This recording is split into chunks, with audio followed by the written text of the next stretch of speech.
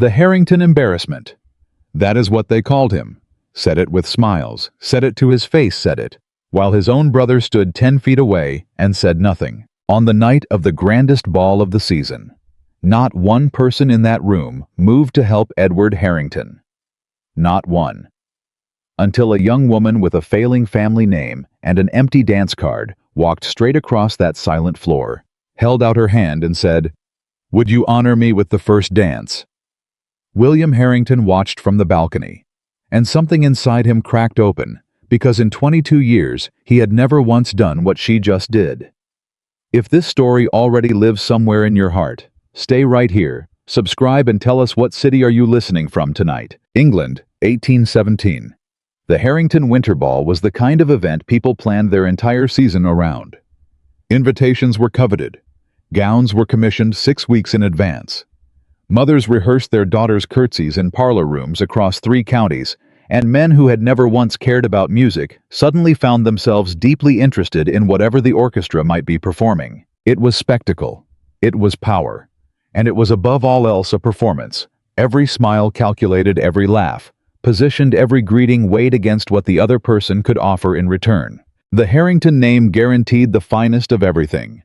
Crystal chandeliers that threw light across the ceiling like scattered stars. Tables loaded with food that most of England's families would not see in a full year. A string quartet in the corner that had been brought up from London at considerable expense, because William Harrington did not do things halfway. He never had. William stood on the upper balcony that overlooked the main floor, a glass of brandy held loosely in one hand, his posture so composed it might have been carved.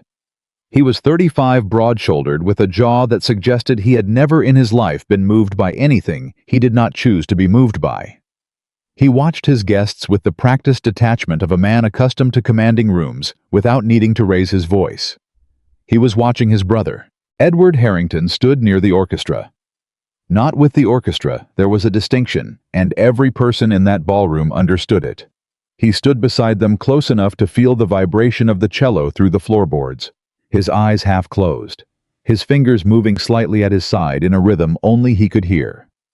He was 22 years old and had the lean frame of a man who forgot to eat when he was thinking, which was most of the time. He was not talking to anyone. No one was talking to him. That was the arrangement. That was how it had always gone at these events, and William had long since stopped hoping for a different outcome. Edward didn't help himself, that was the trouble. He would stand too close to the wrong person and stare too long at the wrong thing, and when someone tried to make polite conversation, he would either answer too honestly or not answer at all, because his mind was elsewhere in the gears of some mechanism he was designing in the patterns of sound, coming off the strings, in whatever private world he had built that no one else was permitted to enter. William had spent 20 years fielding apologies on his brother's behalf. He had learned to read this moment. A conversation was about to go wrong, and he had learned to intervene before it could.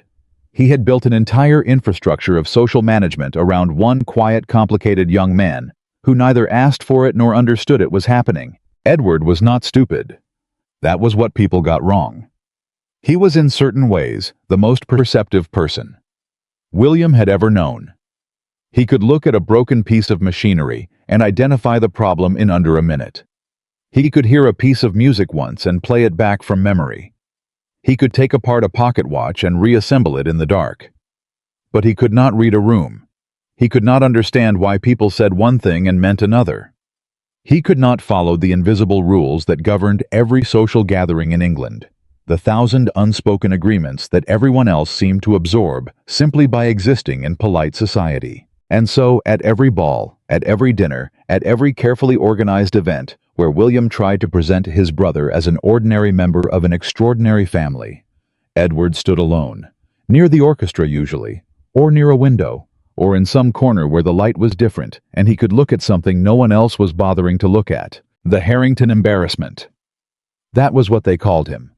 Not to William's face, of course. But the whispers had a way of carrying in rooms with good acoustics, and William had sharp ears, and by now the words landed without surprise. They still landed, though, every single time. He took a slow sip of brandy and watched Lord Charles Whitmore make his way across the ballroom floor. Whitmore was 40 years old, wealthy enough to be careless about it, and the kind of man who measured his own worth by how easily he could diminish others. He had the bearing of someone who had never once been told no by anyone whose opinion mattered to him, and he wore that fact on his face the way other men wore ambition. He was heading toward Edward. William straightened. The crowd seemed to part for Whitmore without being asked to. People noticed where he was going. They clocked Edward's position, calculated the likely outcome, and made the collective decision that found every social gathering step aside. Smile. Look elsewhere. Let it happen. It was cleaner that way, less complicated, and no one wanted to be seen on the wrong side of a man like Whitmore. Not a single person moved to stop him. William set down his brandy glass. He was already moving toward the stairs when he saw the woman. She was not someone he recognized immediately, which was unusual. William knew his guest list. He had approved every name on it personally. But she was there near the edge of the room, and she was not watching the spectacle the way everyone else was. She was watching Edward, not the way people usually watched Edward, not with that particular cocktail of pity and discomfort that William had grown to identify on sight. She was watching him the way a person watches something they find genuinely interesting. Her head was slightly tilted. Her expression was focused. And even as Whitmore closed the distance between himself and Edward, she was already moving. She moved quietly. Not slowly, there was nothing hesitant about it, but quietly the way someone moves when they don't want to announce themselves before they're ready. She was young, perhaps 24, with the kind of face that did not demand attention, but rewarded it. Her gown was not the finest in the room. Her jewelry was modest. She was by any measure of that particular social calculus nobody important. She reached Edward before Whitmore could open his mouth. That part didn't work out exactly the way she'd planned. Whitmore was already lifting his wine glass, a gesture that looked accidental and was anything but. And the red wine caught Edward across the front of his coat before she could position herself between them. A gasp went up from the nearest cluster of guests. Someone laughed quickly, muffled. Someone else turned away. The ballroom went silent. Edward stood completely still. The wine soaked into the white fabric of his cravat, spreading in a slow bloom of red. He did not look at Whitmore. He looked down at his coat, and something moved across his face that was worse than anger. It was confusion. The blank, genuine confusion of someone who could not understand why this was happening to him, who could not find the logic in cruelty, who kept expecting the world to make sense and kept being wrong about it. Whitmore smiled. "Terribly sorry," he said in a tone that meant the opposite. And the room, the glittering, magnificent, beautifully dressed room, said nothing. The woman did not hesitate. She stepped forward, reached into the small silk bag at her wrist, and produced a white handkerchief. She held it out to Edward with both hands and looked directly at him, not at the stain, not at Whitmore, not at the watching crowd. At him. "My lord," she said, "would you allow me to help?" Edward looked at her. His expression was still processing. It took him a moment, the way it always took him a moment, but he took the handkerchief, and something in his face shifted. "Thank you," he said. Quiet. Careful. Like he wasn't sure it was the right thing to say, but was trying his best. "Edward Harrington, yes." She said it lightly, like they were meeting at a completely ordinary juncture, like there was not a crowd of 200 people watching them. "I've heard you play. Someone told me you're extraordinary on the pianoforte." That got his attention. "Who told you that?" "Your housekeeper, Mrs. Patton. I came with the Ashford party." She extended her hand. "Abigail Mercer." He shook it. He shook it the way someone shakes a hand when they've practiced the gesture, but still find the impulse slightly foreign with a slight excess of care. "I don't remember seeing you before," he said. "I don't come to many of these." She looked around the ballroom with an expression that was not unkind, but was thoroughly unimpressed. "They're rather a lot, aren't they?" The corner of Edward's mouth moved. Yes, Whitmore had not left. He was still standing nearby, wineglass still in hand, working through the unusual experience of being ignored. He cleared his throat. "Miss Mercer." His voice carried. It was designed to carry. "I wasn't aware the Mercer family's fortunes had recovered sufficiently for these occasions." She did not look at him. "Lord Whitmore." She said it the way one might say, "The weather is what it is," acknowledging a fact and finding it entirely uninteresting. "I didn't notice you there." A few people nearby exchanged glances. "The orchestra," she continued, turning back to Edward. "I noticed you watching them, the cellist specifically. Is it the lower register you prefer, or the way the sound carries through the floor?" Edward blinked. "You noticed that. I watched for a while before I came over." She was matter-of-fact about it. Most people in this room, when they listen to music, they're thinking about who they're standing next to. You listen differently. "I listen to the structure of it," Edward said. "The way it's assembled. Like there are patterns, repetitions with variations. Most people hear melody. I hear the architecture." "I would very much like to hear you explain that," she said. "But first," she held out her hand. He looked at it. "Would you honor me with the first dance?" she said. The room did not just go quiet. It went the particular kind of quiet that happens when something occurs that no one prepared a response for. The music faltered, not stopped, but uncertain for just a moment. 200 people drew a collective breath. Lord Charles Whitmore stared at her. The women near the punch bowl stared at her. The men in the doorway stared at her. And William Harrington, halfway down the staircase, stopped moving entirely. Edward looked at her hand. He looked at her face. Whatever calculation he was running, it took several seconds. Then he said, I don't always follow the steps correctly." "Neither do I," she said. "Shall we be incorrect together?" He took her hand. William stood on the staircase and could not make himself move. He had prepared for most things. He had prepared for scenes, for disasters, for the subtle social surgeries required to extract Edward from any number of complications. He had once talked a minor lord out of a formal complaint after Edward had disassembled part of the man's pocket watch at a dinner table, fascinated by a clicking sound he couldn't identify.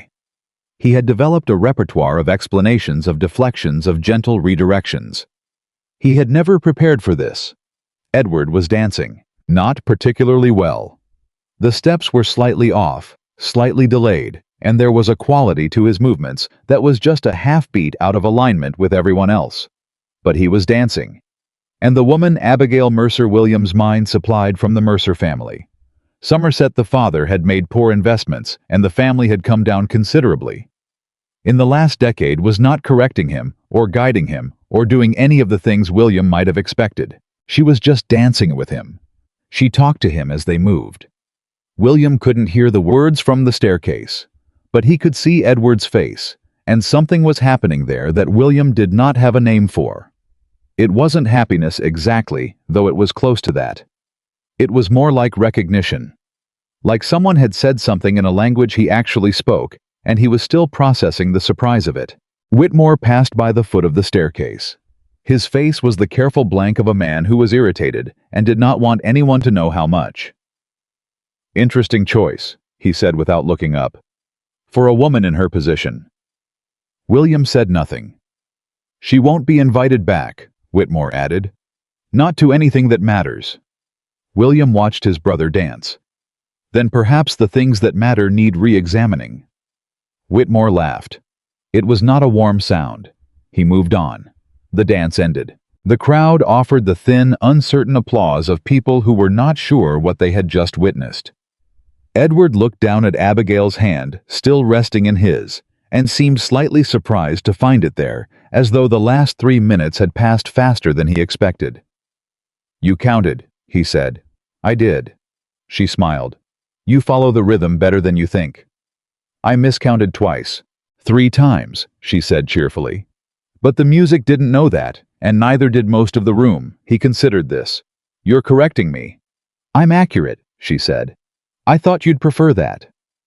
He looked at her for a moment with an expression that William, watching from the stairs, had never seen on his brother's face, directed at another person. It was something close to trust. The provisional, careful kind, extended toward someone who had not yet earned the right to break it. "I do prefer that," Edward said. Abigail did not stay for the rest of the evening. She sat with Edward for another hour, near the orchestra, not dancing, just talking, and William had positioned himself where he could observe without appearing to. He watched her listen to Edward explain something about string vibration and resonance. Watched her ask questions that were not the polite, empty questions people asked Edward to seem engaged before drifting away. She asked follow-up questions. She pushed back when she disagreed. She laughed once at something he said, not the careful social laugh of someone performing enjoyment, but an abrupt, genuine sound that drew a few looks. Edward laughed too. It lasted only a second, and his face settled back to its usual careful expression almost immediately, but it had been there. William could not remember the last time he had seen his brother laugh at something someone else said. When Abigail left, she said her goodbyes to Edward, with a directness that William found slightly startling. No coyness, no extended social ritual. Just a simple, "I enjoyed this evening more than I expected, and I hope to see you again." She passed by the foot of the staircase on her way out. She paused. She looked up. William met her gaze. It was a measured look on both sides. Two people assessing each other from a distance, each too composed to let the assessment show on their face, and each aware of this fact about the other. "Mr. Harrington." She inclined her head. "Miss Mercer." He inclined his back. She held his gaze for 2 seconds longer than courtesy strictly required, and then she was gone.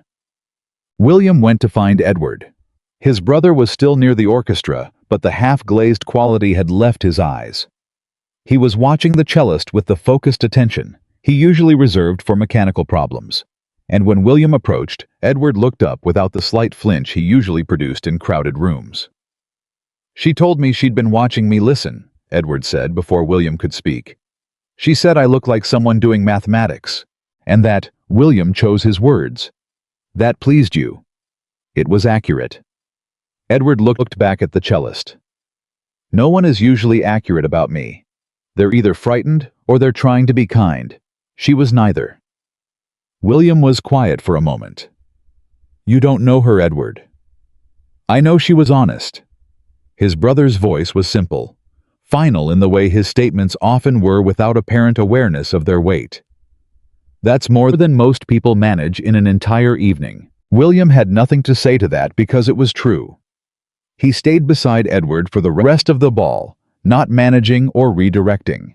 Just standing there while the orchestra played, and the crowd moved in its patterns, and the chandeliers threw light across everything in that bright, indiscriminate way that made the beautiful and the ordinary look for a few hours much the same. The next morning, William called for an inquiry. Not formally, he was not a man who announced his investigations, but he began asking questions. He sent a note to his solicitor. He paid a visit to an acquaintance who knew the social landscape of 3 counties better than anyone. He asked casually, as though curiosity was all this was about the Mercer family. What he heard confirmed what he already knew, and suggested several things he did not. Gerald Mercer, Abigail's father, had been a man of moderate fortune and immoderate optimism. He had made investments in his late 40s that any advisor would have counseled against, and by the time his health failed 4 years ago, the family estate had been reduced to a fraction of its former value. There were debts not catastrophic, but significant.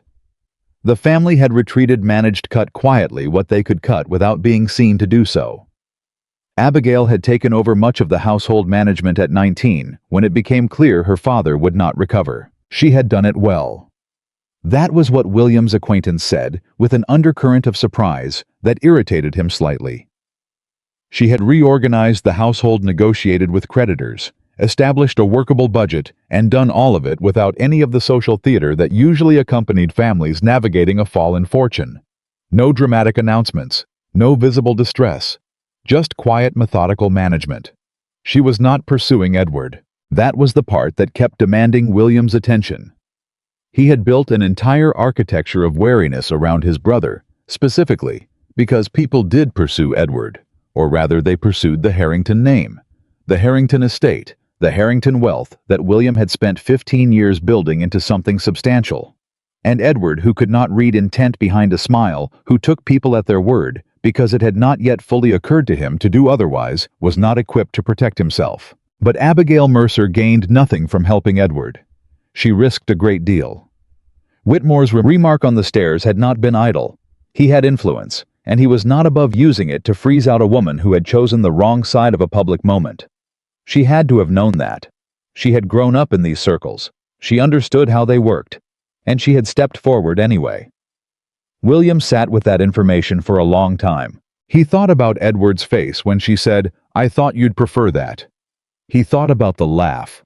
He thought about the way his brother had said, "She was honest," with that quiet, immovable certainty, as though he had identified something precious and planned to hold it carefully. He thought about himself standing on that staircase, and the fact that he had been moving toward Edward too slowly, carefully, with the intention of positioning himself before anything could go wrong. He had not gotten there in time. She had. 3 weeks passed, then 4. During those 4 weeks, Abigail Mercer made no attempt to contact the Harrington family. She sent no notes arranged, no accidental encounters, made none of the moves William expected. He knew through his network of quiet observation that she had been to 2 small gatherings in the county, that she had been politely dropped from one invitation list and hadn't appeared distressed about it, and that she had spent a considerable amount of time at home working on something. What exactly his source couldn't confirm. What his source could confirm was that she had told her mother the Harrington ball had been more interesting than expected, which was apparently the most enthusiastic thing Abigail Mercer said about anything. At the end of the 4th week, it was Edward who broke the silence. "I want to write her," he said at breakfast. Not looking up from his plate in the tone he used when he'd been considering something for a while and had finally resolved the internal argument. William set down his coffee cup. "To whom?" "Miss Mercer." Silence. "I've been thinking about something," she said. Edward continued. "About the architecture of music. She asked whether the structure I hear in music is similar to the structure I see in machines. I've been working out the answer, and I think she'd find it interesting." "You think she would find it interesting?" William repeated. "I think she asks questions because she wants the answers. That's unusual." He looked up. "Most people ask questions because they want to speak next." William's first instinct was to find a gentle reason to redirect. Something about propriety, about time, about the wisdom of considering the circumstance more carefully before he stopped. He thought about what Edward had said at the ball the night it happened, with the certainty of someone reporting an observation, not asking for permission. She was honest. That's more than most people manage in an entire evening. "Write your letter," William said. Edward looked at him for a moment with an expression that contained something quiet and steady. Not gratitude exactly. Something more like acknowledgement.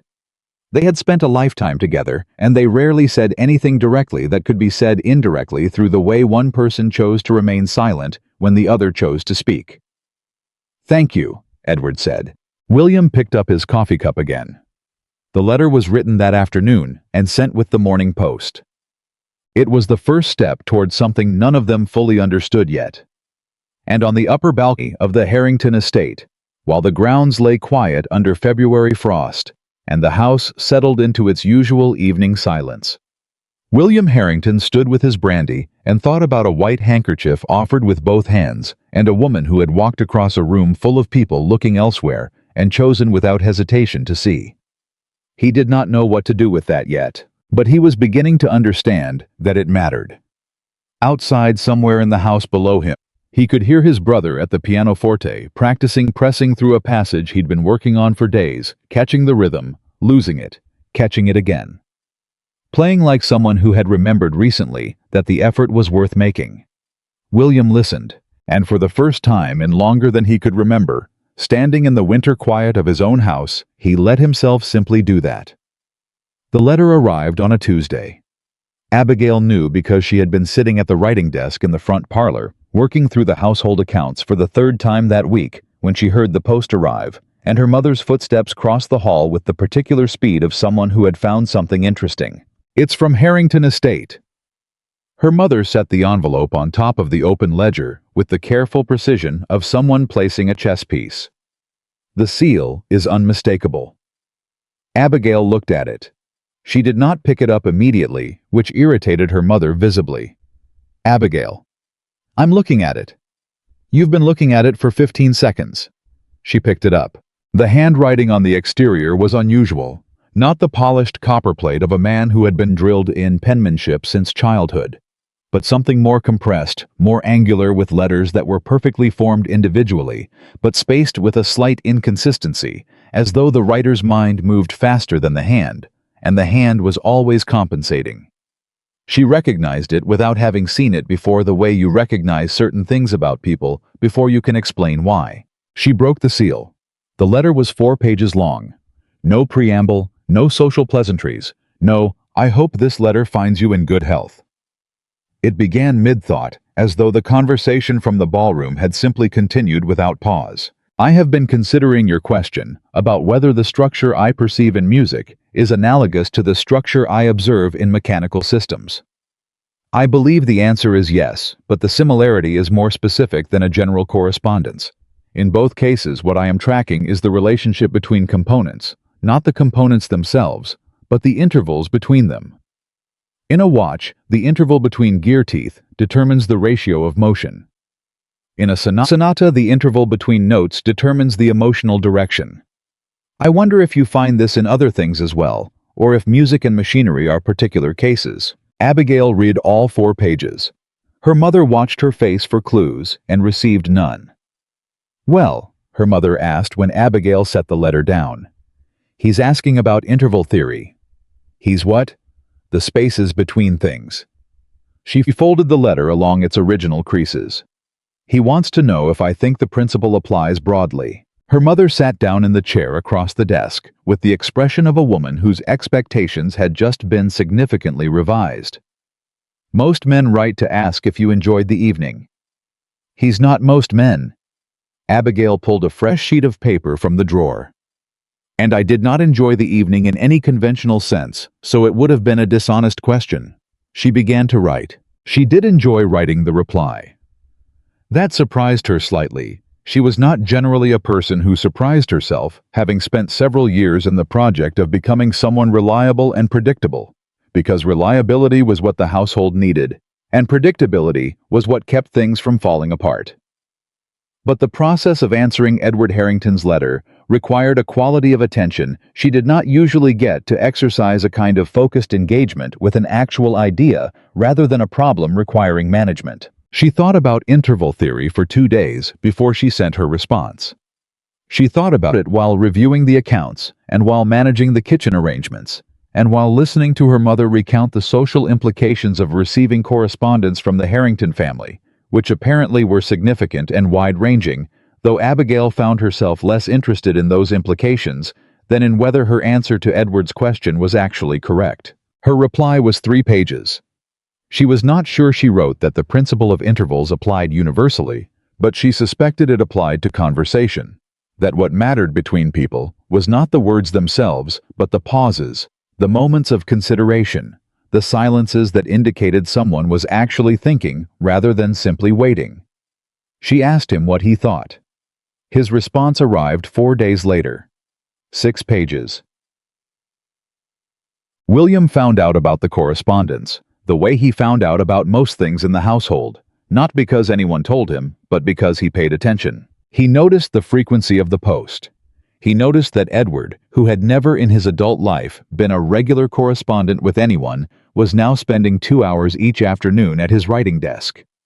He noticed that his brother's mood, which had always been a weather system, largely independent of external conditions, had acquired a particular quality of settled purposefulness, the way a room feels different when someone has opened the windows.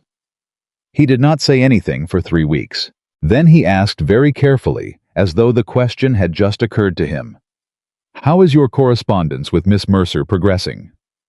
Edward looked up from the mechanism on his work table, a small clock he was modifying, adding a secondary motion to the escapement, with an expression of complete transparency. He had never learned to look guarded. William sometimes thought this was the thing that cost Edward most in the world. "She thinks interval theory might apply to grief as well," Edward said. "The idea that what matters in loss is not the moment of it, but the silences afterward, the spaces where the person used to be." I told her I'd been thinking about that in relation to father. William was quiet. She said she thought about it in relation to her father as well. Edward returned his attention to the escapement. "It's unusual. Most people either avoid the subject entirely or discuss it in ways that feel designed. She discusses things the way they actually are. You trust her? William kept his voice neutral. I think she is trustworthy. Edward didn't look up. Those aren't the same thing, actually. Trust is a decision. Trustworthiness is a quality. I'm still deciding about the first. The second seems evident. William sat with that distinction for a moment, because it was in fact an important one, and Edward had landed on it with the casual precision he applied to everything. I'd like to invite her to tea, Edward said. Here.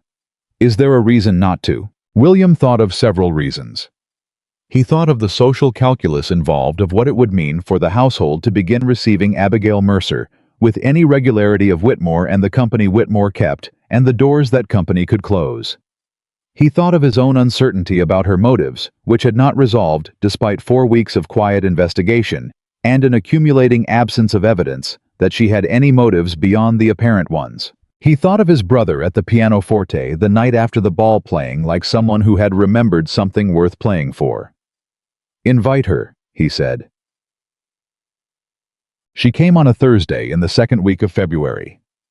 William was in the library when she arrived, and he listened to the sound of Edward meeting her in the front hall, heard his brother's voice slightly careful in the way it always was with new situations, and then her voice direct and warm and unhurried, and he stayed where he was for a full 10 minutes before he made his way to the sitting room.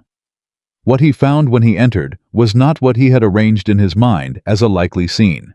Edward had the small model he'd been building on the table between them, a miniature mechanical system with interlocking gears and a hand-carved wooden frame, something he usually kept in his workshop where visitors didn't see it. He was explaining how it worked, and Abigail was leaning forward with her elbows on her knees in a posture that was completely unsuitable for polite society, and completely unself-conscious, following the motion of the gears with the focused attention she'd given him at the ball. The interval between these two gears, Edward was saying, is what determines the ratio. If I change the interval here, he adjusted something, and the motion of the whole system changed. Everything downstream changes. Like a conversation. She was watching the gears. If someone pauses here, it changes what comes next. Exactly like that. She looked up and saw William in the doorway. She straightened. Not with guilt exactly, but with the natural adjustment of someone returning from concentration to social awareness. Mr. Harrington. A simple acknowledgement. Miss Mercer. He crossed the room and took the chair by the window, and whatever he had intended to say, some opening that would let him assess her while appearing merely hospitable. He did not say because Edward was already returning to his explanation, and she was already turning back to follow it, and the thing happening between them had its own momentum that did not require his contribution. He watched for an hour. She asked questions that were not polite questions. She disagreed twice clearly and without apology, once about the interval theory application, and once about a mechanical principle Edward cited that she thought had an exception he hadn't accounted for. Edward considered both objections with the seriousness he gave to engineering problems, and revised his position on the second one, and explained in careful detail why the first objection, though well-reasoned, rested on a premise he believed was incorrect. She listened to his reasoning, thought about it. You may be right, she said. I want to think about that further. You can write me when you've decided, Edward said. She smiled. It was a specific kind of smile, not performed, not designed to flatter, but the smile of someone who had been taken seriously and found it still mildly remarkable. William noticed that smile. He filed it away beside the handkerchief and the outstretched hand, and the laugh in the ballroom beside all the accumulating evidence that was slowly, methodically dismantling the theory he'd been carrying since the night he first saw her. She was not calculating. He had been so certain she must be. 20 years of protecting Edward had made him good at spotting calculation, good at identifying the angle from which a person was approaching his brother's vulnerable good faith. But there was no angle here. He had watched her for an hour in close quarters, and there was simply no angle. She just liked Edward. Genuinely. With the uncomplicated directness of someone who had found something interesting and was interested in it. William did not know what to do with that. She came back the following Thursday, and the Thursday after that. By the third Thursday, it was no longer a formal visit. She arrived. Edward met her at the door, and they went directly to the workshop, which was a room William had not set foot in years, because it was Edward's space, entirely the place where no social management was needed, and where William's presence had always carried an inadvertent weight of surveillance.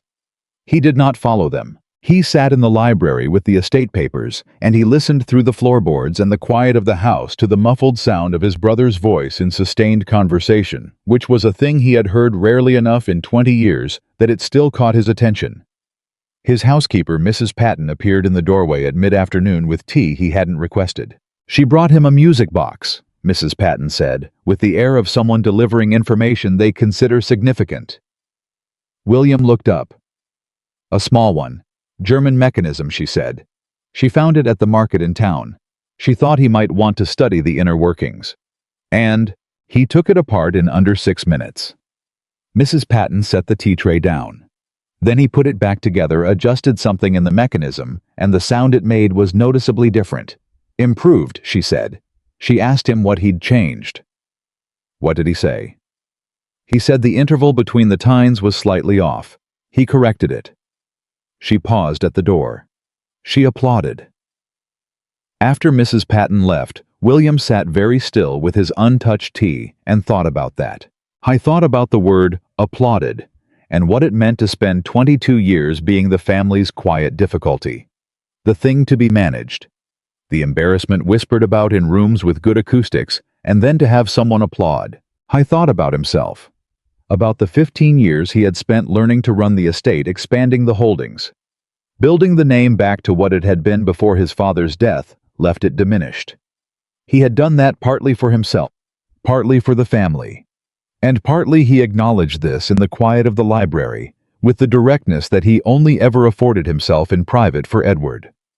To make the Harrington name solid enough that his brother's presence within it could not shake it, he had built a fortress. And Edward had been inside it perfectly safe and perfectly contained, and not once had William thought to ask whether the fortress felt from the inside different from a prison. He picked up his tea. It had gone cold. The letter from Lord Whitmore arrived on a Friday. It was cordial, which was always the most dangerous way for Whitmore to be. He wrote to inform William that he would be hosting a gathering at his estate the following month.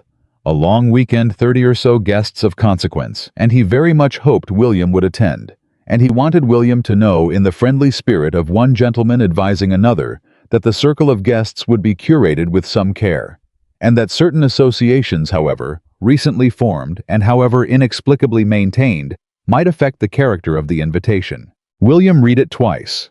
The first time for content, the second time for the precise weight of the threat. He wrote back the same afternoon. He declined the invitation. He cited estate business. He was cordial in return because he was always cordial, and because cordial responses to thinly veiled threats were far more effective than direct ones, and because he had learned years ago that the most powerful answer to a man like Whitmore was to make the refusal cost him nothing to give and everything to receive. Then he sat at his desk for a long time, and he thought about what he had just done and whether he had done it for the right reasons. He had protected Edward his entire life.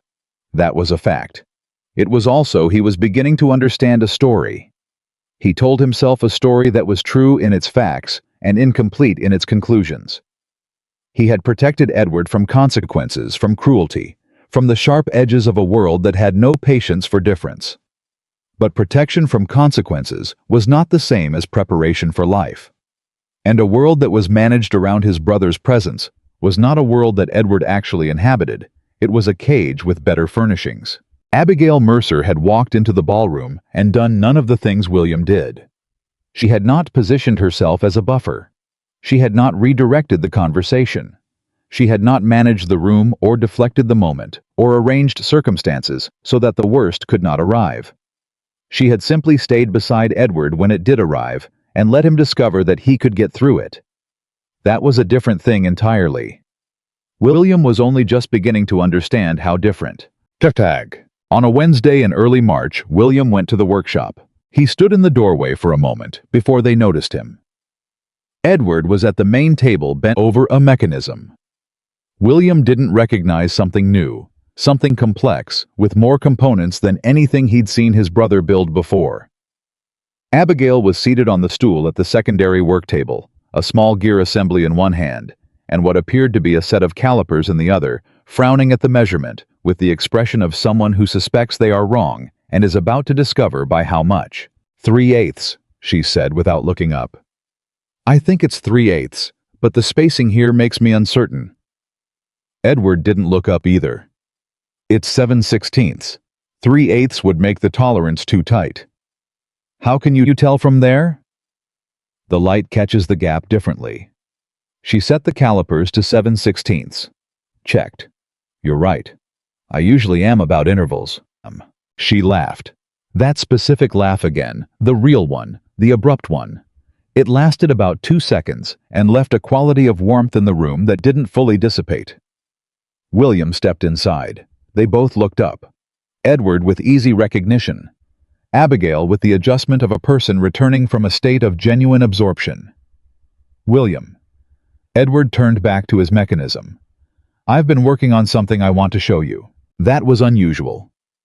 Edward did not often invite William into his work. He did not hide it, but he had been taught. William recognized by years of William's own well-intentioned hovering to keep the workshop separate. Show me, William said. What Edward had built was a system for translating musical intervals into mechanical ratios. William was not an engineer, but he understood enough to recognize when something was clever. A genuine innovation, a way of mapping the mathematical relationships between notes onto gear ratios that would allow a mechanical system to reproduce not just sound, but the structural logic of music. It was the physical realization of the interval theory he and Abigail had been corresponding about for 2 months. She brought me the initial idea, Edward said. The application of interval theory to mechanical ratios was hers. I worked out the engineering. William looked at Abigail. I suggested a connection, she said. He built the whole thing. That's not accurate. Edward adjusted something on the mechanism. She solved the ratio problem for the 5th interval. I'd been stuck on it for a week. She came in, looked at it for 20 minutes, and wrote out the solution on that paper there. He gestured to a sheet on the corner of the table. William crossed and picked it up. The handwriting was neat, unhurried, and the mathematics on the page were not the arithmetic of household accounts. They were something else. You studied mathematics formally, he asked. My father taught me. There was something in her when she mentioned her father. Not grief exactly. Not the performative sadness of someone displaying loss for an audience, but the quiet, weighted acknowledgement of someone who carries a person with them. He thought it was useful for girls to understand numbers, more useful than most of what I learned from governesses. He was right. She looked at him. The same measuring quality as that first night on the staircase, but without the distance. As though the weeks had not eliminated her assessment of him, but had added information to it. Yes, she said. He was. The social cost arrived in mid-March. 3 invitations failed to arrive that would ordinarily have come. A tea that Abigail's mother had expected to be included in was held without them. A letter from an acquaintance was noticeably cooler than previous correspondence. Abigail did not mention any of it to Edward. William knew this because he had by this point developed a reliable understanding of what she would and would not do, and she would not introduce Edward to the social cost of knowing her. She would absorb it herself and report none of it. Her mother was less controlled. William was aware of this only because Mrs. Patton had overheard on the occasion of Abigail's 4th Thursday visit, an exchange in the front hallway that preceded Abigail's entry into the workshop, during which a note from her mother had arrived by messenger, and Abigail had read it with the composed face of someone managing their reaction, then folded it, placed it in her bag, and gone directly through to find Edward. William asked Mrs. Patton what the note had said. Mrs. Patton hesitated. Tell me. It said that Lord Whitmore had made a remark at a gathering that has been repeated to several other families, and that the remark concerned Miss Mercer's judgment and her family's declining prospects, and that Mrs. Mercer considers the association to be making certain difficulties worse. Mrs. Patton paused. It also said that she expected Abigail home by 4 o'clock, and that this would be the last Thursday visit. William thanked her. I went and found Abigail in the workshop, where she was helping Edward calibrate the interval system with a pitch pipe she'd brought from home. Miss Mercer. He did not intend to say what he said next. He had not planned it. But he had been planning things his entire life, and he was at this particular moment very tired of it. I want to apologize. She lowered the pitch pipe. Edward kept working, which was Edward's way. He trusted William, and he trusted Abigail, and he did not treat conversations between people he trusted as requiring his supervision.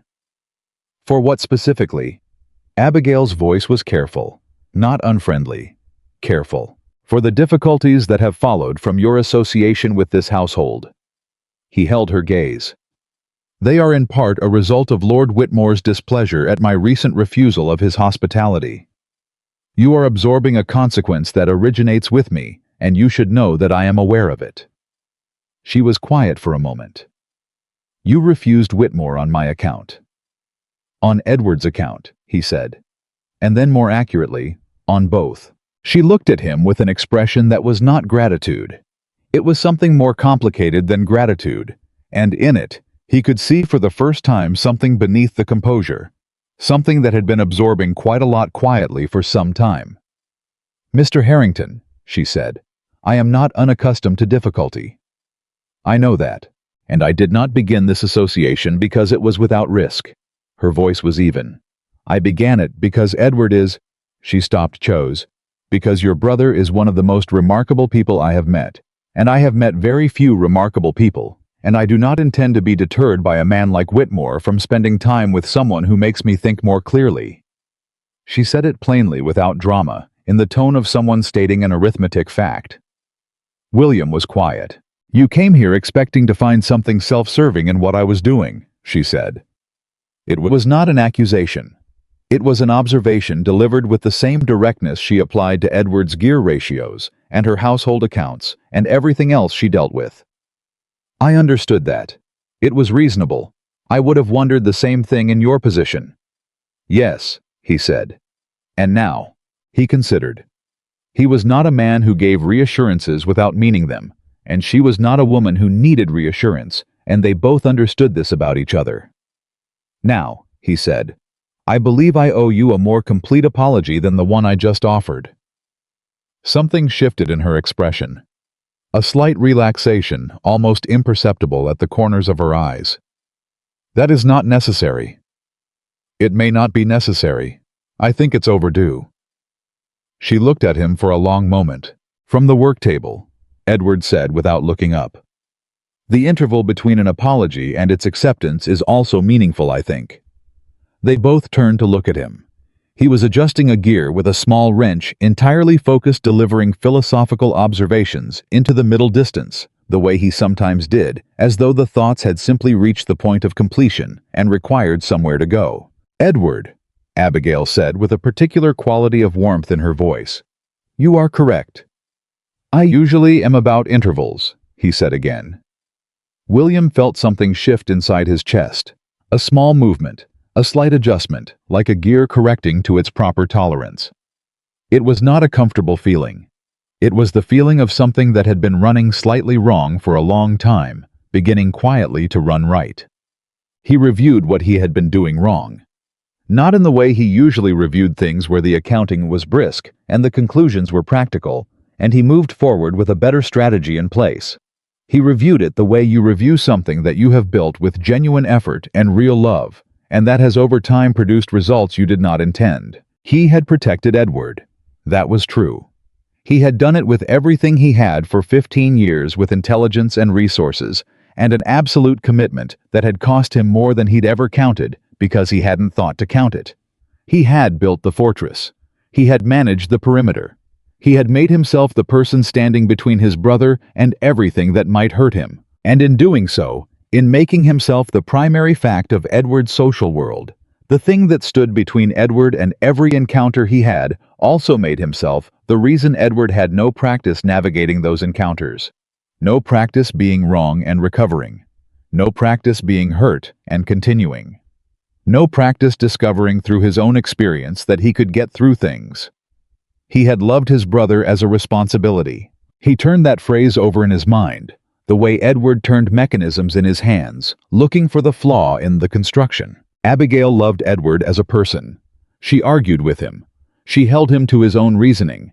She told him when he was wrong, not gently, not with the softening of someone managing a fragile thing, but with the honest directness of someone who took him seriously enough to engage with him fully. She brought him a music box, not to give him something to enjoy, but because she thought he would want to understand how it worked.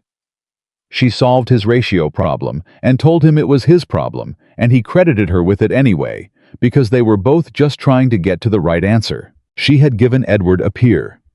William had given Edward a guardian. He sat in the library with the cold tea and the quiet house, and the sound of his brother's voice through the floorboards, still talking, still thinking, still becoming something new in that workshop, and he understood fully and without comfort the magnitude of what he had been getting wrong. It did not make him a bad brother. He had been the best brother he knew how to be. But knowing how to be a better thing was not the same as already being it, and the gap between the two, that was the interval that mattered. The interval where he had been missing. Outside, the March afternoon was losing light, and somewhere downstairs, Abigail Mercer was explaining something to Edward with the full attention of someone who had not learned to look away, and William Harrington, for the first time in longer than he could account for, did not feel the need to go and stand between them. He stayed in the library, he let them be, and he began slowly and imperfectly the long work of understanding what it might mean to love someone, not as the thing they needed protecting from, but as the person they were becoming. The invitation to Ashford Park arrived on a Monday, and it was addressed to both of them. That was the first unusual thing. Lord Ashford was old money, old manners, and the kind of host who understood that an invitation list was a statement of social position. He had known William for 15 years, and Edward for 22, and in all that time he had never once included Edward in a correspondence that assumed his presence rather than tolerating it. The invitation said, "Mr. William Harrington and Mr. Edward Harrington are cordially invited to the spring gathering at Ashford Park, the third weekend of April." William read it twice. Then he walked to the workshop and handed it to Edward without comment. Edward read it.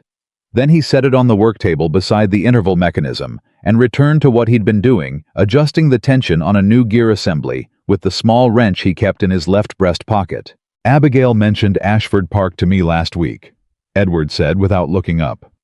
"She said Lord Ashford's daughter had expressed an interest in the interval mechanism after Abigail described it at a tea." William was quiet for a moment. "She described your work at a social gathering." "Apparently." "To the Ashfords, to Lady Ashford, and several others."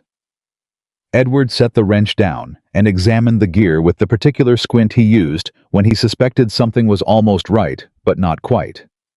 "She said she didn't ask permission because she thought I would find a reason to say no, and the mechanism deserved to be seen by people who could appreciate it." That was such a precise Abigail Mercer maneuver, the preemptive action taken on behalf of someone who needed the outcome but would have resisted the process, that William almost smiled.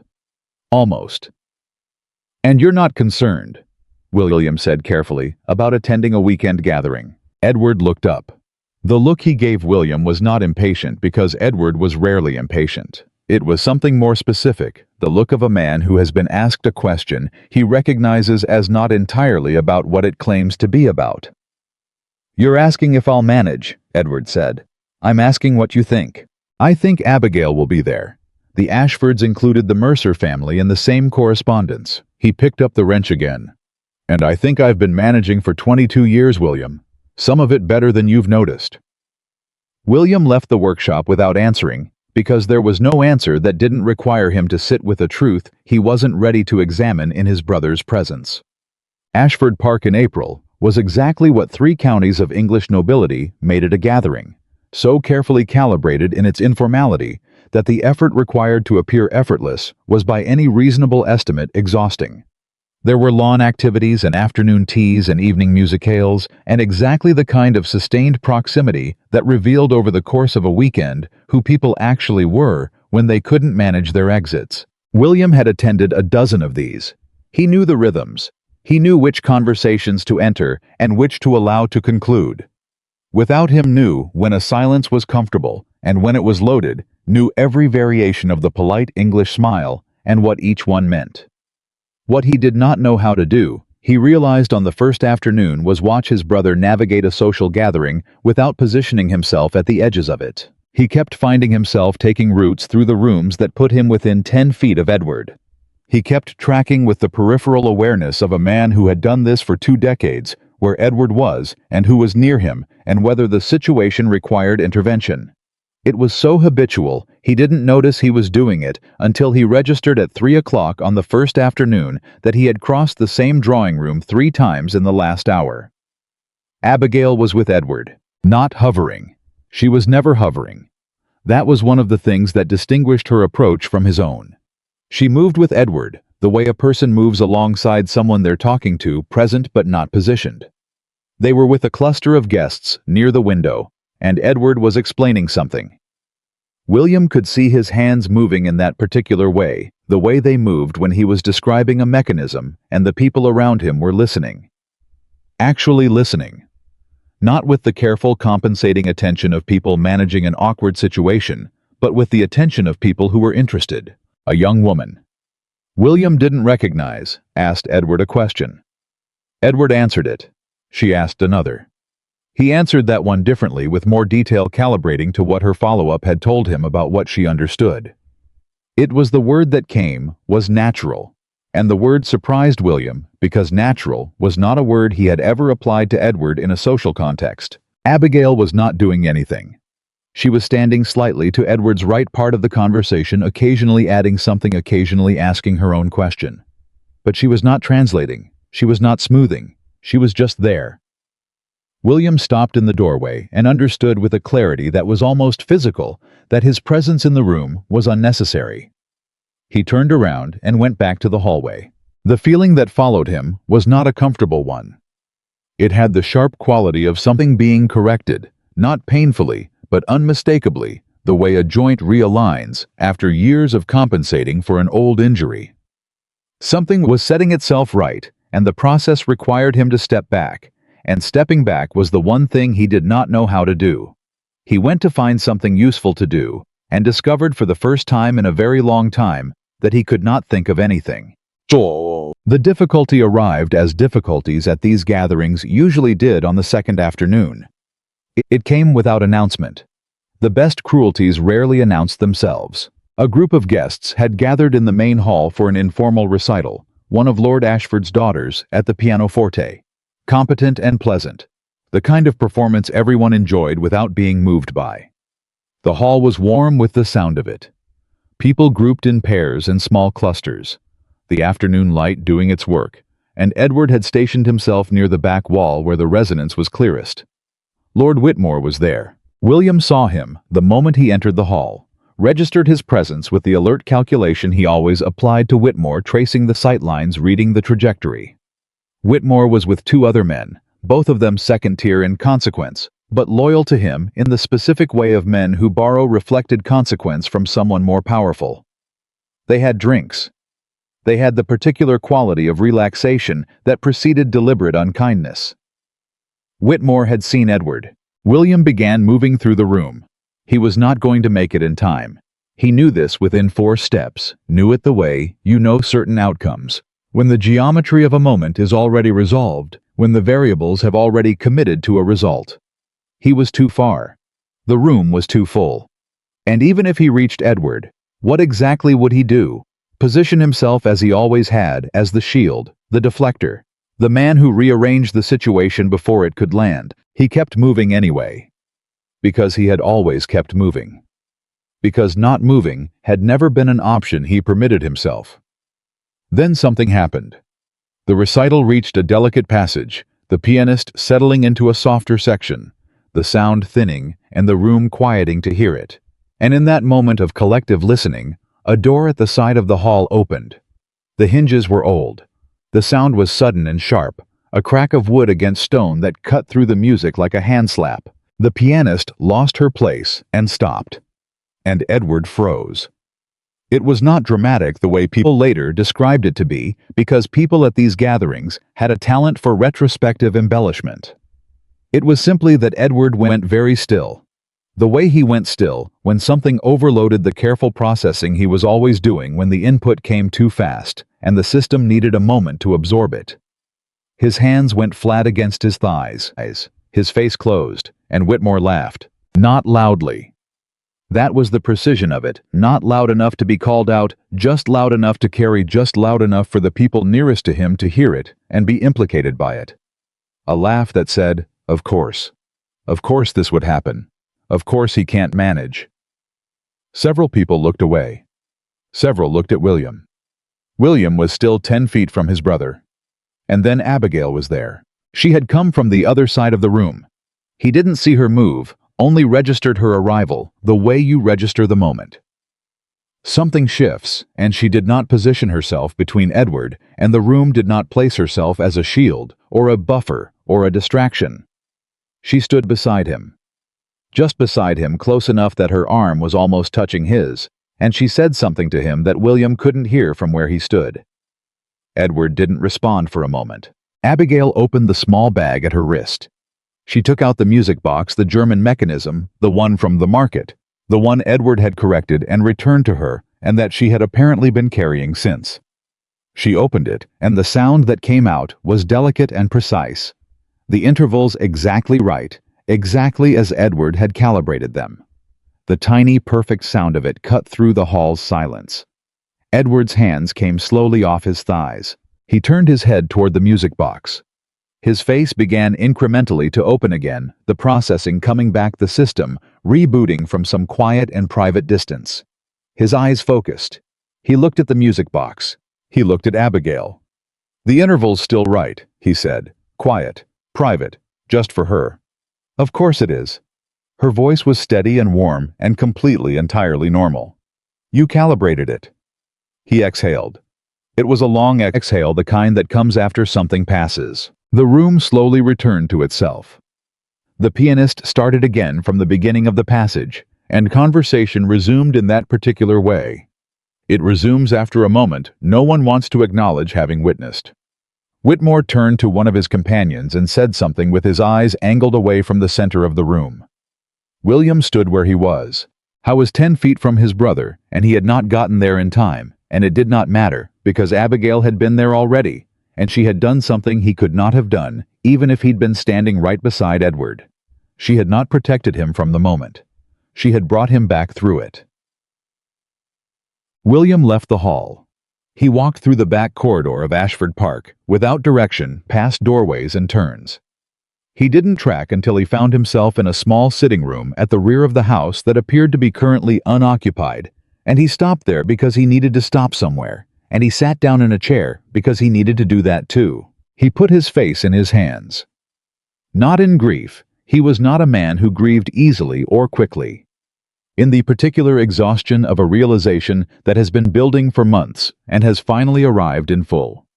The way a structure you've been maintaining finally reveals all at once the extent of the repairs needed. He had spent 15 years believing that what Edward needed was William's presence between him and the world. He had structured an entire life around that belief. He had declined invitations and managed relationships and kept a permanent portion of his attention allocated to his brother's position in any given room. And he had told himself this was love, and it was love. But it was love shaped by fear, and fear was a poor architect. What Abigail had done in that hall was not what William had been doing for 15 years. She had not absorbed the damage, or redirected the moment, or removed Edward from the situation. She had stayed beside him while he got through it himself. She had offered him a fixed point, a sound he had calibrated, a sound that was right because he had made it right, and let him find his own way back from the edge. She had given him confidence, not protection, confidence. And William, for all his love, for all his vigilance, for all his years of carefully managed intervention, had never once done that. He had never let Edward get close enough to the edge to discover he could find his own way back. He sat in the quiet sitting room for a long time. He found Abigail before dinner. She was in the hallway outside the library, reading a letter she'd received. Her expression when she read letters was one of complete absorption. The same expression she brought to gear ratios and musical theory, and William had the sense that interrupting it was a small violence, but he needed to. Miss Mercer. She looked up. Her face was still processing the shift from wherever the letter had taken her. Then it settled. Mr. Harrington, what you did today. He stopped. He had constructed a sentence in his mind while walking the corridor, a complete and properly qualified sentence, and it had left him entirely. I couldn't have done what you did. She folded the letter. Her expression was careful, but not distant. You would have tried. Yes. He recognized the truth of that without comfort. I would have tried, and I would have done something different, and it would not have worked the same way. She waited because she was good at waiting, and she had learned that he needed more time than he appeared to need. I would have put myself between him and the room, William said. That's what I do. I step in front of things. And then the thing, whatever the thing is, doesn't reach him. But it also doesn't resolve. He doesn't get through it. It doesn't happen, and the next time something similar approaches, he's in the same position as before. Nothing has changed. You've been his shield, she said. It was not a criticism. It was an accurate description offered in the same tone she used to describe gear tolerances. Yes. Shields are necessary sometimes. Her voice was even. There are things Edward should not have to navigate alone. There are cruelties that serve no developmental purpose, they're just cruelties. What Whitmore did today was deliberate, yes. And if you had been closer, you would have been right to intervene. But I was closer. She met his eyes. And what Edward needed in that moment was not to be removed from it. He needed to find out that the sound was still right, that something he had fixed was still fixed, that the world had not shifted beyond recognition just because a door slammed and someone laughed. William was quiet.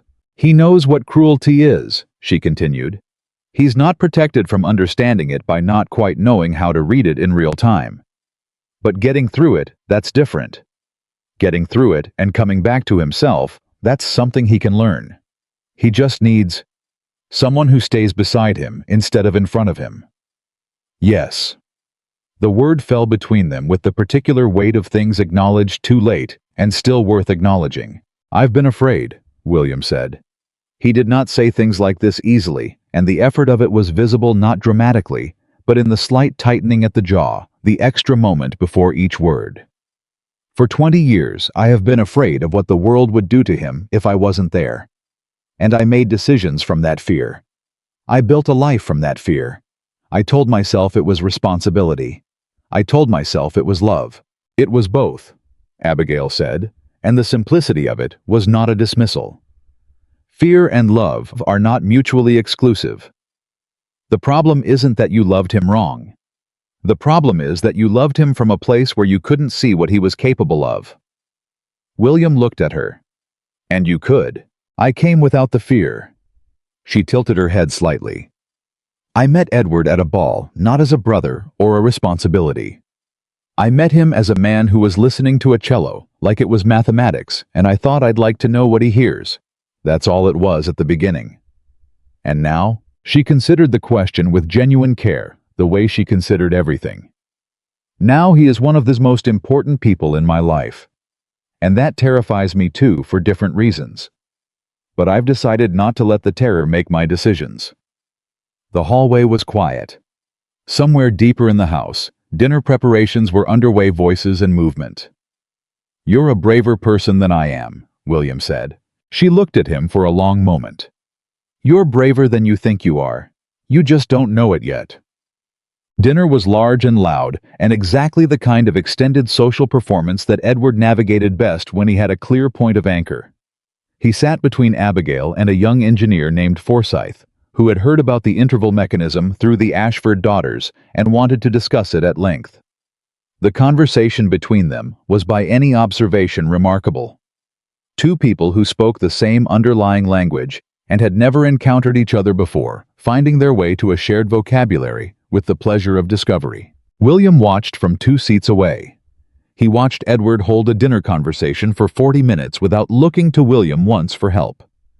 He watched him handle a question he didn't know the answer to by saying, I don't know, but I suspect the answer involves, and then thinking out loud until he got somewhere interesting, which was precisely the right thing to do, and which Edward had always known how to do, and simply had not been given the space to practice in public. He watched Abigail catch Edward's eye once briefly, during a moment when Whitmore made a remark from the other end of the table that carried just enough edge to be unpleasant. And he watched Edward receive her look, the small, steady look that said, "I'm here, you're fine, keep going." And he watched his brother keep going.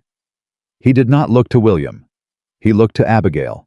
And William, who would have felt 3 months ago that this was a thing requiring correction, a dependency, he should manage a replacement of one kind of reliance with another, understood now that he was looking at something entirely different. He was looking at Edward for the first time, choosing who he trusted, choosing how to navigate, choosing the direction of his own attention. That was not dependency. That was agency. The crisis came after dinner. It came as crises at these gatherings always did, from the specific pressure of too many people, and too long an evening, and the particular accumulation of small social injuries that no one acknowledged in the moment, but that gathered weight across a day. Whitmore had been drinking more than was visible from a distance. His companions had that particular looseness of men who had stopped calculating costs. And in the drawing room after dinner, when the group had divided in the natural way, men to brandy and conversation, women to their own arrangements, Whitmore maneuvered Edward into a corner with the practiced ease of someone who had done this kind of thing many times. William saw it happen and was across the room before he was aware of deciding to move. He heard the last part of what Whitmore was saying as he arrived, the smooth, friendly cruelty of a man who had refined his technique, though I suppose one can hardly expect the usual standards of social grace from a man who genuinely cannot help himself. It must be a comfort to have your brother to manage things, like a very expensive nursemaid. Edward was very still. The familiar stillness, the processing, the face beginning to close. William stepped in. Not between them, he was past that, he understood he was past that, but the understanding was minutes old, and the habit was 20 years deep, and in the moment, his body moved without consulting his better judgment. Whitmore. His voice was quiet and precise, and entirely without effect, the tone he used when he was at his most serious. "I believe this conversation has reached its natural conclusion." Whitmore smiled, the particular smile of a man who has been interrupted in something he was enjoying. "Harrington, I was just expressing my admiration for your—" "You were doing nothing of the sort." Still quiet. "And you know it, and I know it. And the question of whether this ruins your evening, or simply ends this particular moment of it, is, I assure you, entirely up to you." It was a threat. It was a perfectly calibrated one, delivered in full knowledge of exactly what William could make unpleasant for a man like Whitmore, and exactly how long that unpleasantness could last. Whitmore looked at him for a long 3 seconds. Then he excused himself. William turned to Edward, and that was when he saw it, the thing that undid him entirely, more than Whitmore, more than anything that had happened that afternoon. He saw Edward's face, and on it was not relief, not gratitude, not the familiar settling that came when William had successfully managed a situation. On it was a slight, complicated disappointment. "I was going to answer him," Edward said. William went still. "I had decided what I was going to say." Edward's voice was careful and direct, the way it always was when he was reporting something he had observed. "I was working out the right words. It was taking longer than usual because I was managing several things at once, but I was getting there."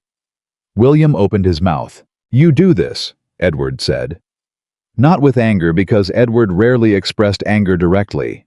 With something that was in its quiet way more difficult to hear, the simple, truthful exhaustion of someone who has waited a long time to say something. "You have always done this. Before I can get there, you are already there. And I am grateful, William. I know why you do it. But I am 22 years old, and Whitmore is a man who says unkind things at dinner parties, and I was going to answer him." The drawing room continued around them, the soft sound of other conversations, brandy being poured, a laugh from somewhere near the fire. William had no answer. Because there was no answer. There was only the fact of what his brother had just told him, landing with the specific weight of a truth that has been waiting for a long time to be said. "What were you going to say?" William asked finally. Edward considered. I was going to say that a nursemaid is someone who cares for another person at cost to themselves, and that if that is what you are, then you are the finest kind of person, and that his use of it as an insult suggests a poverty of imagination I am not able to help him with. William was quiet for a very long moment. That, he said carefully, is a better answer than the one I would have given. Yes. Edward looked at him with the level gaze that saw everything and editorialized nothing. I know. Abigail arrived from the other side of the room and stopped when she registered the quality of the silence between them, the particular silence of two people who have just exchanged something important and are still inside the weight of it. She looked at Edward. Are you all right? Yes. His tone was settled, specific. The tone of someone who has passed through something and come out on the other side. William stepped in before I could respond. I was just explaining that to him. She looked at William then. The look was not unkind. It held, in fact, something almost like compassion. The look of someone who sees a man understanding something difficult about himself and does not need to add to it. She said nothing. William said nothing. And Edward, with the uncanny ability he had always possessed of moving through awkwardness by simply declining to be awkward, looked between them and said, Forsyth mentioned that he has a workshop at his estate in Derbyshire. He wants to see the interval mechanism in its full state. I said I would consider it. Abigail turned to him. That's significant. I think so too. He looked at her, and in that look was the particular steadiness of a man who had recently discovered that he could trust his own assessment of a situation. I told him I'd let you know what I decided. You'd want to be there. Of course I would. William stood between them inside the conversation and outside it, simultaneously feeling the new shape of the world where Edward made his own decisions, extended his own invitations, chose his own directions, and trying to understand what his own position in it was, now that it was not the position he had always held. He was not the man between Edward and the world anymore. He was not sure yet what he was, but standing there listening to his brother make plans without consulting him, watching Abigail's face as she engaged with Edward's ideas, with the full weight of her genuine interest, he understood one thing clearly. Whatever he was becoming, it would require him to trust someone he had spent months trying to find reason not to trust. It would require him to trust Abigail Mercer with the person he loved most in the world, and the part that surprised him, the part that would stay with him long after Ashford Park, long after the drive home, long after Edward spent 3 hours at the pianoforte that evening, in a mood that could only be described as quietly triumphant, was that the trust was already there. He had built it piece by piece without meaning to, across 4 months of watching her choose his brother with the uncomplicated steadiness of someone who had simply decided that Edward Harrington was worth choosing. He trusted her. He just hadn't let himself know it yet. And outside in the April evening, while the house settled into its nighttime rhythms, and Edward played music that was no longer tentative, but had acquired the confidence of a man who had learned to live inside his own extraordinary mind, rather than apologizing for it. William Harrington sat alone in the quiet of his borrowed room and acknowledged for the first time the full cost of what he had been carrying, and the first fragile weight of what he might finally be ready to put down. The drive home from Ashford Park took 3 hours. Edward slept for most of it, which was unusual. He rarely slept in carriages, because the motion and the sound required a constant low-level processing that kept him awake, but he was deeply, quietly asleep before they'd cleared the Ashford gates. His head tilted against the window frame, his breathing the slow, even rhythm of someone who had used a great deal of themselves and had nothing left to spend. William watched him sleep and thought about the drawing room, about Edward's face, about the words delivered with that quiet, devastating accuracy I was going to answer him. He had replayed those words approximately 40 times in the hours since they were spoken, and each time they landed differently, sometimes with the fresh sting of correction, sometimes with the dull ache of something understood too late, and sometimes in the last hour of the night before sleep came with something that was not quite grief, but was adjacent to it. The grief of recognizing a mistake that had been made with love, and had been made anyway for years, with complete conviction. He had not slept much. The carriage rolled through the morning, and Edward slept, and William sat with his thoughts and the knowledge that something had shifted at Ashford Park in a way that could not be unshifted.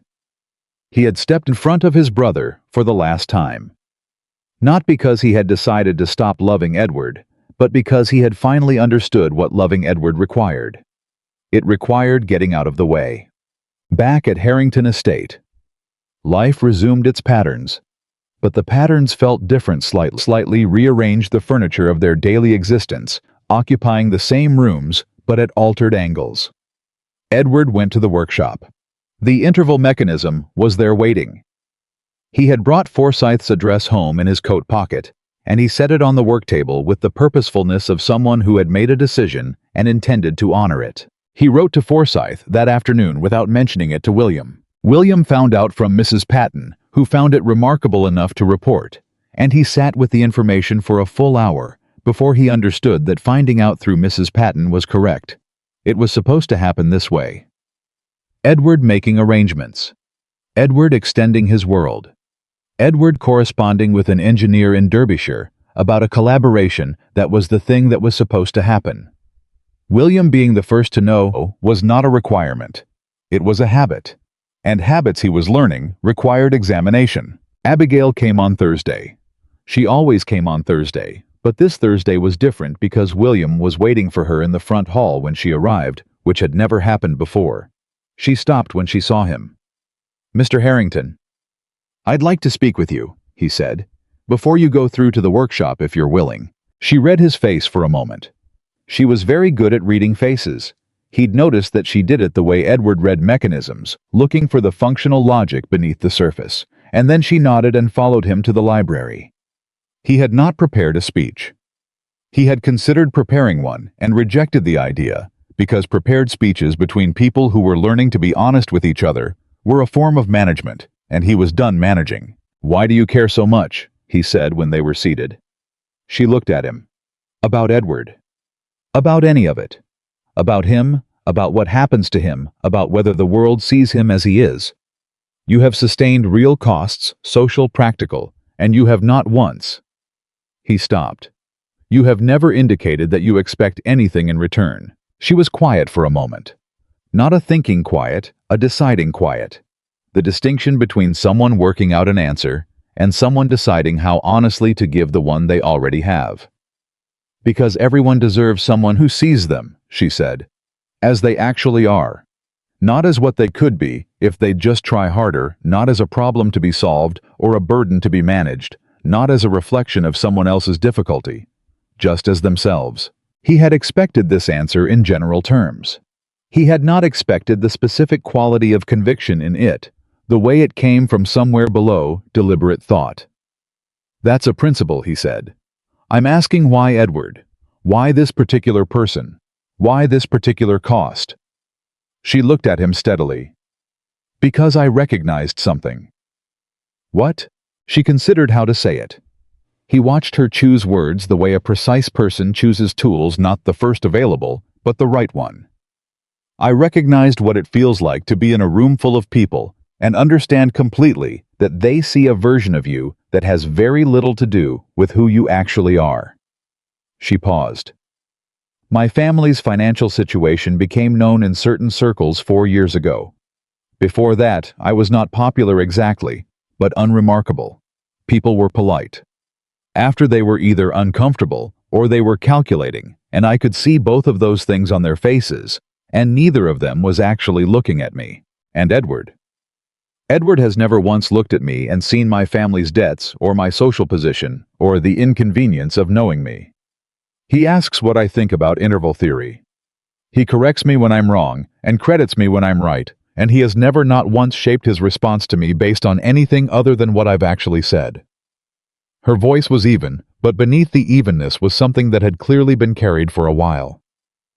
"Do you know how rare that is?" William was quiet. He was thinking about his own behavior when Abigail had first arrived in their lives, his investigation, his careful assessment. The way he had looked at her and calculated immediately what she might want, what angle she might be working, what the most likely form of her self-interest was. He had done exactly what she was describing. He had seen her family's debts and her social position and the inconvenience of the association, and he had constructed a theory about her based on that, rather than on what she had actually done. I owe you a more complete apology, he said, than the one I gave you at Ashford Park. She met his eyes. Mr. Harrington. William. It came out before he made the decision to say it. Please. A pause. Something shifted very slightly in the space between them. William, she said. The word was careful, as though she was confirming that the new ground would hold before stepping fully onto it. I watched you with my brother for 4 months, he said, and for at least 3 of those months I was looking for the thing you wanted from it. I was certain it was there. I had built a very complete system of wariness around Edward, and you walked into it and didn't behave the way anyone was supposed to behave, and instead of adjusting my understanding, I spent 3 months waiting for you to reveal the angle I was sure you had. She waited. You don't have one. The words were simple, and they cost him something to say. I know that now. I think I've known it for a while, and I've been slow to say it. Why are you saying it now? He thought about Edward asleep in the carriage, about the drawing room at Ashford Park, about the particular sound of his brother's voice saying I was going to answer him with the patience of someone who has waited a long time for the space to say a thing. Because I've been making a habit of arriving after things have already happened, he said, and I'm tired of it. Something changed between them in the library that Thursday. Not dramatically, there was no declaration, no moment of sudden recognition. Nothing that could be pointed to as the instant the thing became different. It was more like the interval Edward always talked about, not the moment itself, but the space before and after it, the shift in relationship between components that changed the motion of the whole system. They talked for 2 hours, not about Edward, not primarily. They talked about the estate and her household accounts and the specific arithmetic of managing a family's decline with dignity. And William found himself asking questions that were not polite questions and receiving answers that were not polite answers, and the quality of the conversation had the same texture as the letters between her and Edward. The texture of 2 people actually trying to get to the right answer without managing each other's experience of it. She was, he discovered, genuinely funny. Not in the performed way of socially skilled people who know how to deliver wit at appropriate moments, but in the dry, observational way of someone who finds the world consistently more absurd than it presents itself and cannot quite keep from noting it. She made a remark about the Ashford drawing room wallpaper, something about its pattern suggesting a designer who had been given too much of one color and a deadline. And William laughed. Actually laughed, not the laugh of social acknowledgement, but the kind that arrived before the decision to make it. She looked slightly startled. You have a sense of humor, she said. Not as a compliment exactly, more as an observation of something she'd had as a theory and was now confirming as fact. I'm told it's well hidden. Thoroughly. She tilted her head. Edward mentioned once that you're funnier when you're not trying to manage a situation. Edward said that.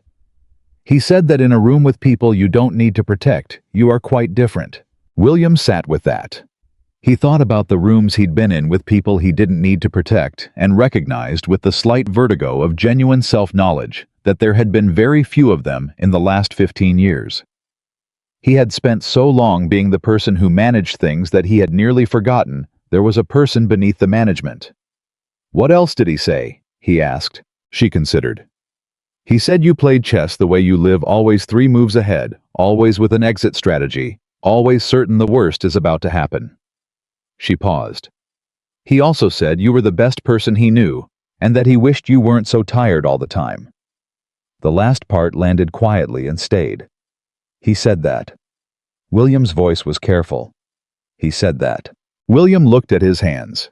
He had the hands of a man who worked not physically, but with the particular wear of sustained effort. Papers, correspondence, estate management, the endless maintenance of a life organized entirely around preventing collapse. His father had died when William was 20, leaving an estate with debts and a reputation that needed repair, and a 12-year-old brother who needed everything. He had been 20 years old, and he had picked it all up, and he had not put any of it down since. How was tired? He had not admitted that to anyone. He had not admitted it to himself because admission would have required acknowledging that the weight was real, and that bearing it indefinitely was not in fact something he was built to do. He sees more than people think, William said. He sees exactly what's there. Her voice was gentle. No more and no less. That's what makes him remarkable. Most of us have so many layers of assumption and expectation that we can barely see what's in front of us. Edward looks at things directly. William thought about being looked at directly and about how rarely he had permitted it. Miss Mercer. He stopped. Abigail.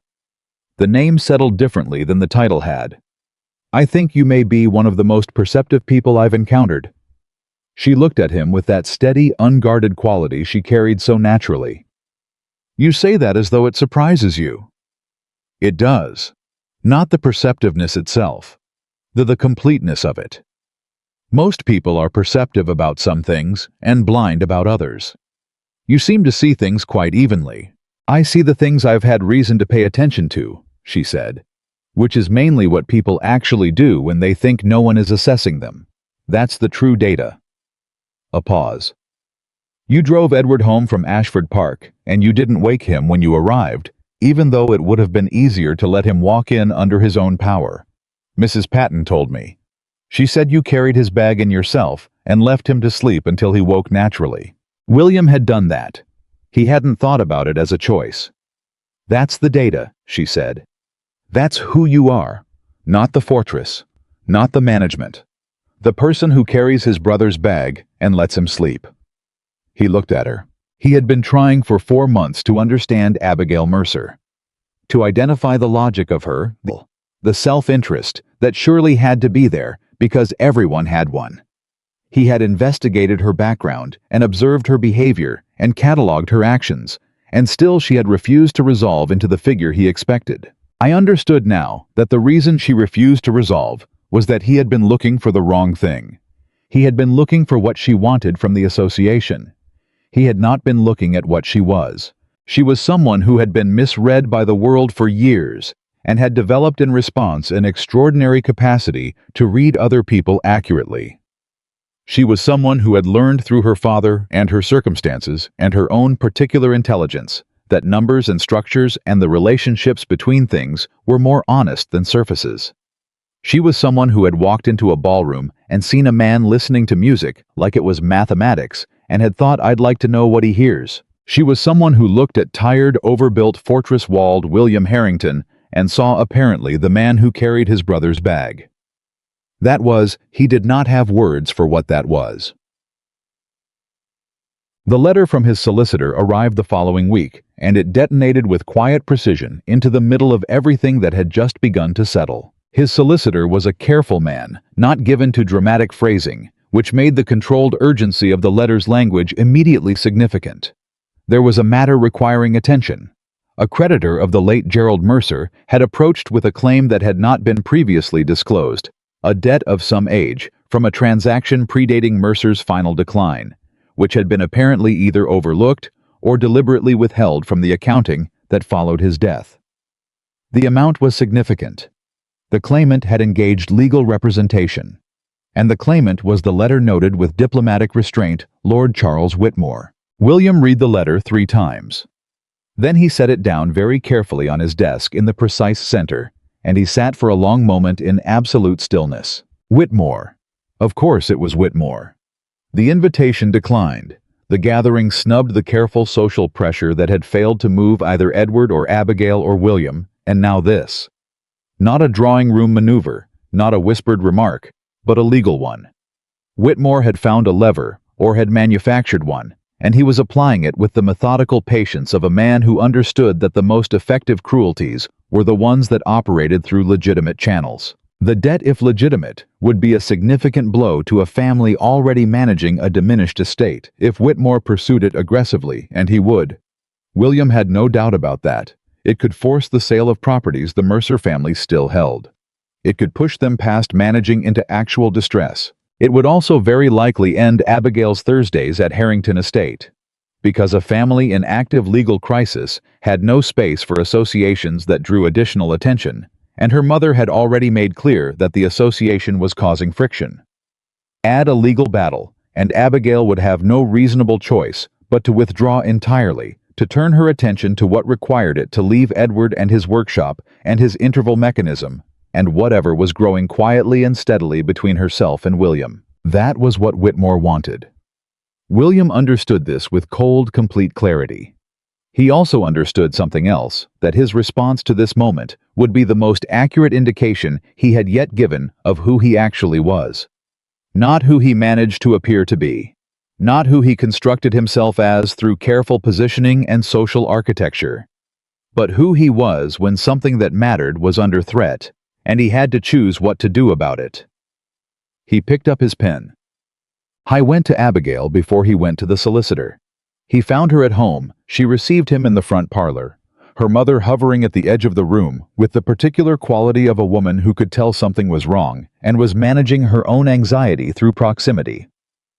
William addressed Mrs. Mercer with the brief, courteous acknowledgement she required and then looked at Abigail. I need to speak with you privately. Her mother's chin went up slightly. About a matter of some urgency, he added, and something in his voice was precise enough that Mrs. Mercer after a moment excused herself. He told Abigail about the letter.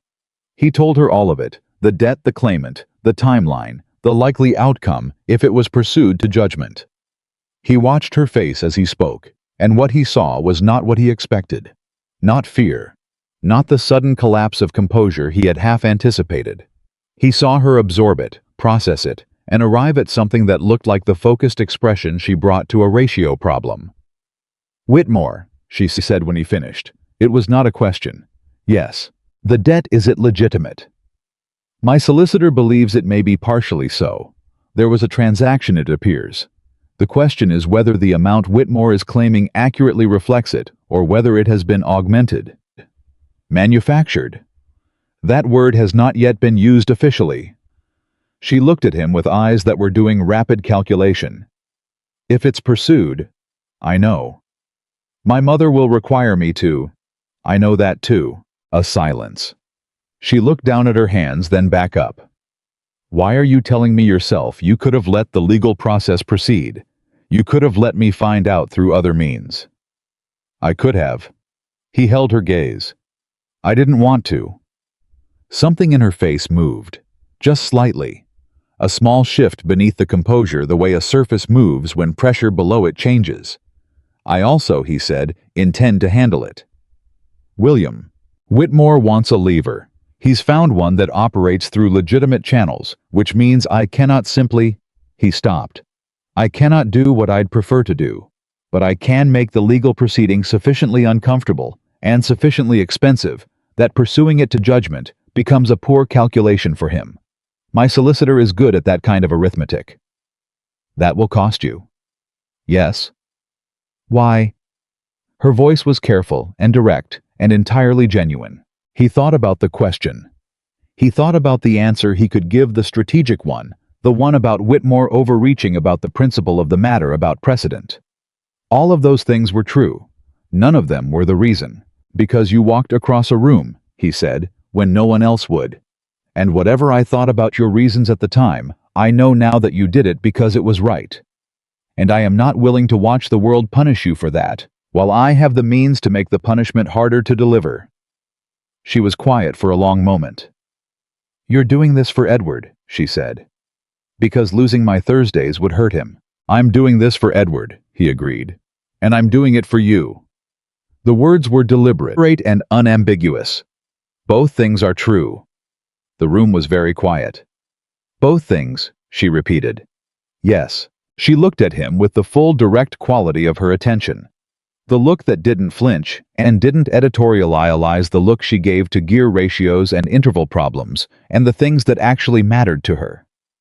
He held it, which was harder than it should have been, because being seen clearly by someone who saw clearly was not a comfortable experience.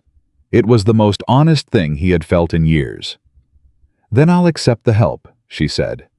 On one condition. Name it. You let Edward know what's happening. All of it. Her voice was firm. Not a managed version, not the parts you decide he can handle, all of it. He's not fragile, William. He's been treated like he is, and it's made everyone around him smaller for the effort. The correction was clean, and it landed exactly where she intended it to land. Yes, he said. "You're right," he told Edward that evening. He sat across from his brother in the workshop with the interval mechanism between them and the evening light going thin, and he told him about Whitmore's debt claim and Abigail's situation and what he intended to do about it. He told him all of it without management, without selecting the parts that seemed appropriate. He told it the way Abigail had asked him to, the way he should have been talking to his brother for years. Edward listened without interrupting. Then he was quiet for a moment, looking at the mechanism on the table. "She's been dealing with this," Edward said, "and she hasn't said anything to me." "No. She didn't want me to worry." "I think so." Edward picked up the small wrench. He turned it in his hands, the automatic gesture of a man who thinks better with something to occupy the part of his mind that was not otherwise engaged. "She does that. She absorbs things so other people don't have to." "Yes. She learned it somewhere." His voice was quiet. "Probably the same place I learned to make myself smaller so other people would be more comfortable. Except hers goes in a different direction." William looked at his brother. "She makes herself smaller," Edward continued, "so that other people have room to be larger. That's what she did at the ball. She didn't save me. She made room for me to be in the room as myself." He set the wrench down. "She's been doing that since, making room." "Yes," William said. "She has. You should tell her it's noticeable." Edward looked up. His expression was, as always, direct and unguarded, the face of a man who did not have the reflex to soften things before delivering them. "She doesn't always know that what she does is seen. People like her, they get used to operating in the background because they're good at it. And then one day, they've been in the background so long they don't know how to come forward." William thought about Abigail's face in the library. The slight shift beneath the composure when he said, "I'm doing this for you." The look of someone who had been doing difficult things quietly for a very long time and was not accustomed to being noticed for it. "I'll tell her," William said. "Good." Edward returned to his mechanism. "She deserves to be seen as well as she sees other people." A pause, the brief pause of someone adding a final point to a completed argument. "So do you actually? You've been standing behind your own fortress for so long, I'm not sure you remember what it's like to be visible." The workshop was quiet. William sat with that for a long moment. He sat with the truth of it the way it fit alongside everything else that had been shifting in him over these months. The library conversation, the drawing room at Ashford Park, Edward's face in the carriage, the sound of his brother at the pianoforte, playing music that no longer apologized for itself. "When did you become so perceptive?" he said. Edward looked up. The corner of his mouth moved in that brief, specific way. "I was always perceptive. You were just usually talking." William laughed. It lasted longer than Edward's laugh at the ball had lasted. It arrived without planning, without social calculation, without the usual management of how he appeared while feeling something. It was just a laugh. The laugh of someone who has been carrying something for a very long time and has for a moment put it down. Edward watched him with quiet satisfaction. "There you are," his brother said. And William, 35 years old, master of Harrington estate man, who had spent 20 years building a fortress and 15 years living in it, looked at his brother across the work table in the fading evening light and felt for the first time in longer than he could account for that the person looking back was someone he actually recognized, himself.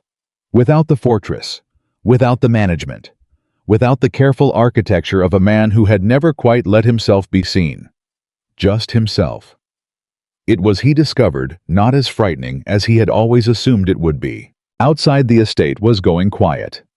In the way it went quiet in the evenings, the household settling the sounds of the grounds, diminishing the kind of peace that belonged to a place that had been well maintained and was resting in the knowledge of it. And somewhere in the Mercer household 3 miles away, Abigail was probably reviewing accounts or writing letters, or managing the quiet machinery of a family life that required constant invisible tending. She would come on Thursday. He would be there. And this time, he would not be waiting in the hall to assess her before she reached the workshop. He would be waiting because he wanted to see her, because her presence in his house had become, without his quite noticing the moment it happened, one of the things he looked forward to. One of the things that made the week have a shape it hadn't had before. That was new. That was, he examined the feeling with the care of someone handling something they don't entirely understand, yet that was something he intended this time not to manage away.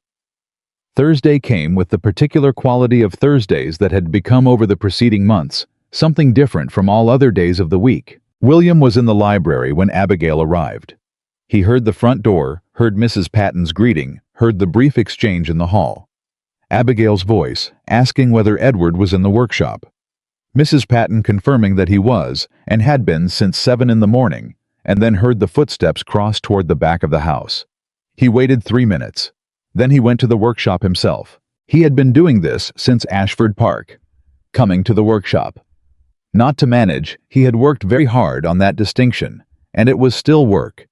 It did not yet come naturally, but because the workshop was where things were happening that mattered, and he was slowly learning to be in rooms where things mattered without needing to be the person running them. Edward was at the main table, with what appeared to be an entirely new mechanism, larger than the interval system, more complex.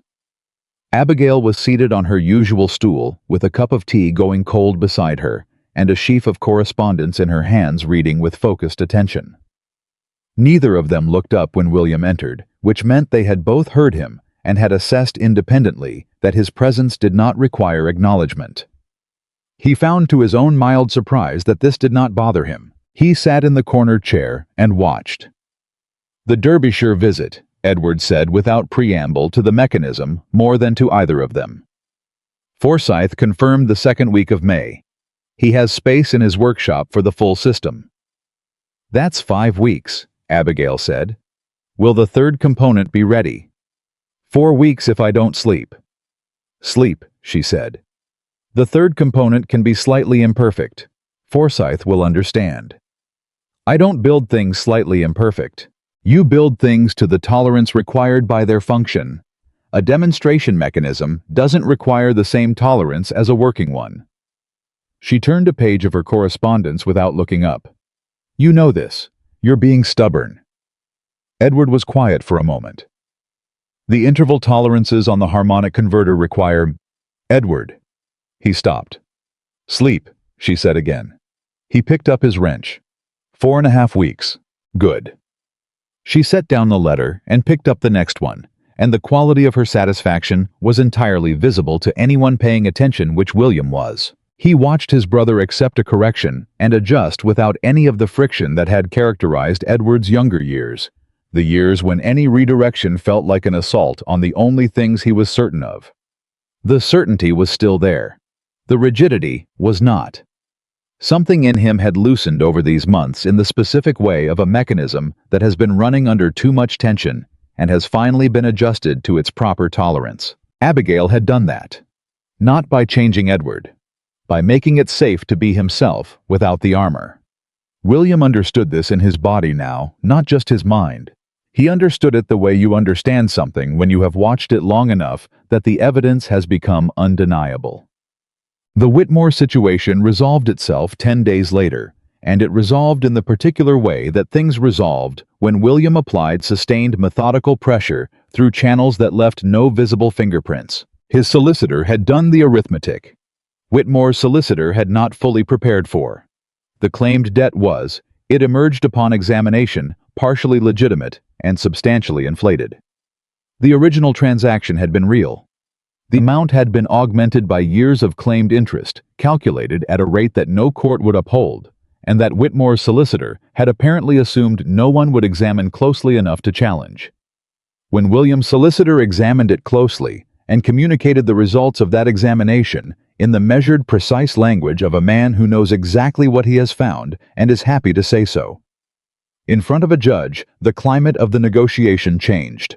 Whitmore settled. A fraction of the original claim. Paid without legal proceeding, without public record, without any of the disruption to the Mercer household that had been the actual point of the exercise. William did not tell Abigail the details. He told her the outcome the matter had been resolved, the claim would not proceed. Her family's situation was unchanged. He told her this on a Thursday afternoon in the library, and she listened to the entire brief accounting with the expression of someone receiving accurate information and filing it correctly. Then she said, "How much did it cost you?" "That's not—" "William."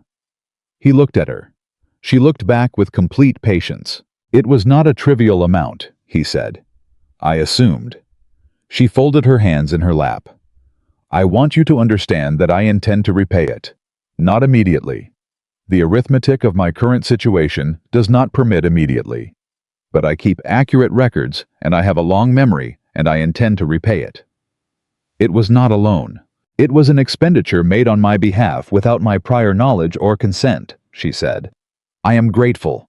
I am also not willing to receive it as charity. Those two things can coexist." He recognized the logic. He also recognized that arguing with it would be a waste of time and a form of condescension she had not earned. "Then we'll agree on the terms at a later date," he said. "We will." She nodded once with the finality of someone who has settled an item on a list and is moving to the next one. "Thank you, William, for doing it, and for doing it without telling me until it was done," I would have argued. "I know. And I would have been wrong." Her voice was even. "The help was needed, and my pride would have gotten in the way of accepting it, and that would have been my pride's failure, not yours. So, thank you." He had received thanks before. He received it regularly in the course of managing an estate and a family and 15 years of social architecture. It was usually a transaction gratitude offered in exchange for assistance rendered both parties understanding the nature of the exchange. This was different. This was Abigail Mercer giving him something real, something that cost her the pride she had been living on for 4 years, because she had decided the honesty of it mattered more than the comfort of keeping it. He didn't know what to do with that, except receive it. "You're welcome," he said, and meant it in a way that had nothing to do with the transaction. May arrived with the particular urgency of a season that knows it's replacing something harder. Edward's third component was completed in 4.5 weeks, as negotiated at tolerances that satisfied even his own exacting standards, though he spent the final 2 days adjusting a single gear that Abigail maintained was already within acceptable range, and that he maintained was not. She turned out to be right. He adjusted it anyway. "You adjusted it to prove you could," she told him, on the morning they were preparing to leave for Derbyshire. "I adjusted it because the interval was 0.003 inches outside optimal, which fell within your own stated acceptable range." "I changed my acceptable range. Retroactively. Accuracy doesn't have a timeline." He said it with the absolute conviction of someone who genuinely believed this, and she looked at William across the carriage with the expression of a person who has chosen her battles and is at peace with that choice. William smiled. She caught it and looked slightly startled. Which he was beginning to understand was her particular expression for moments of unexpected warmth. Not discomfort, but the brief recalibration of someone who has spent years managing their expectations of how much warmth to expect. The Derbyshire visit was by any measure a success beyond what any of them had explicitly anticipated. Forsyth had gathered a small group, 6 men, all with engineering or mechanical backgrounds, all with the particular hunger of people who recognize a genuine innovation when they encounter one. They spent 3 days in Forsyth's workshop with the interval mechanism and the harmonic converter, and what happened in those 3 days was something William had never witnessed in any social context. He'd been part of Edward Harrington, in a room full of people who spoke his language. He did not struggle. He did not need to be positioned or buffered or translated. He stood at his mechanism and explained its principles in the direct, precise language he always used, and instead of the careful, compensating attention of people managing an awkward social situation, he received the engaged, pushing, challenging attention of people who wanted to understand and were capable of doing so. They argued with him. He argued back. He was wrong about one thing: a secondary application Forsyth had anticipated, and Edward had not, and he acknowledged it with the same directness. He acknowledged everything said, "You're right, I hadn't accounted for that," and adjusted his thinking in real time in front of all of them, without any of the social damage that a correction usually inflicted. Abigail watched from the corner of the workshop, where she had positioned herself, not at Edward's side, not managing, just present. Available. A fixed point in case he needed one. He didn't need her for 3 days. On the third evening, when the others had gone, and Forsyth was showing William the rest of the estate, Edward came and sat beside her on the bench outside the workshop. He sat in the particular way he sat when he was tired, in the good way, not depleted, but spent like a mechanism that has run at full capacity and is now at rest. "I didn't look for you," he said. "I know. I was aware of where you were, but I didn't need to look." She was quiet for a moment. "How did that feel?" I thought about it with the seriousness he brought to everything that deserved genuine consideration. "Like knowing the interval was right," he said. "I didn't need to check it. I had said it correctly, and I knew it, and that was enough." She turned and looked at him. Her expression was one William would not see until later, when Mrs. Patton described it the following morning, having observed them through the workshop window while carrying refreshments that neither of them noticed arriving. It was, Mrs. Patton said, the expression of a woman who has been carrying something precious for a long time, and has just been told for the first time that the person she carried it for had noticed. "Edward," she said quietly, "that is one of the finest things anyone has ever said to me." "It was accurate," he said. "I know." Her voice was warm and full and entirely unmanaged. "That's what makes it fine." The twist arrived, as the most significant ones always do, not from outside, but from within. It arrived on the last evening in Derbyshire, when Forsyth had organized a small dinner for the assembled company, and the conversation had moved in the way that conversations among interested minds sometimes move from the technical to the personal.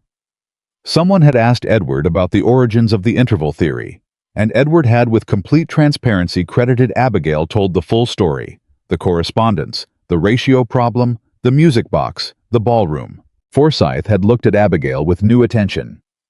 "You solved the fifth interval ratio." "I suggested a possible approach," she said. "Edward resolved the engineering." "She's modest," Edward said to no one in particular. "The approach was the hard part."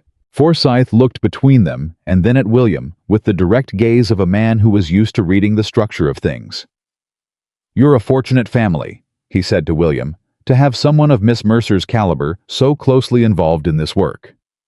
William opened his mouth to respond some appropriate measured agreement, and then he stopped. Because in that moment, in the quiet dinner room in Derbyshire, hearing his brother's work described as a collaboration hearing, Abigail's contribution named clearly by a man whose opinion in these circles was genuinely consequential, something rearranged itself inside William's chest with a precision that was almost mechanical.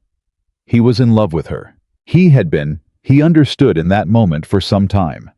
He could not identify the exact interval, could not point to the day or the conversation or the specific look across a work table, any more than Edward could point to the moment a gear found its correct tolerance.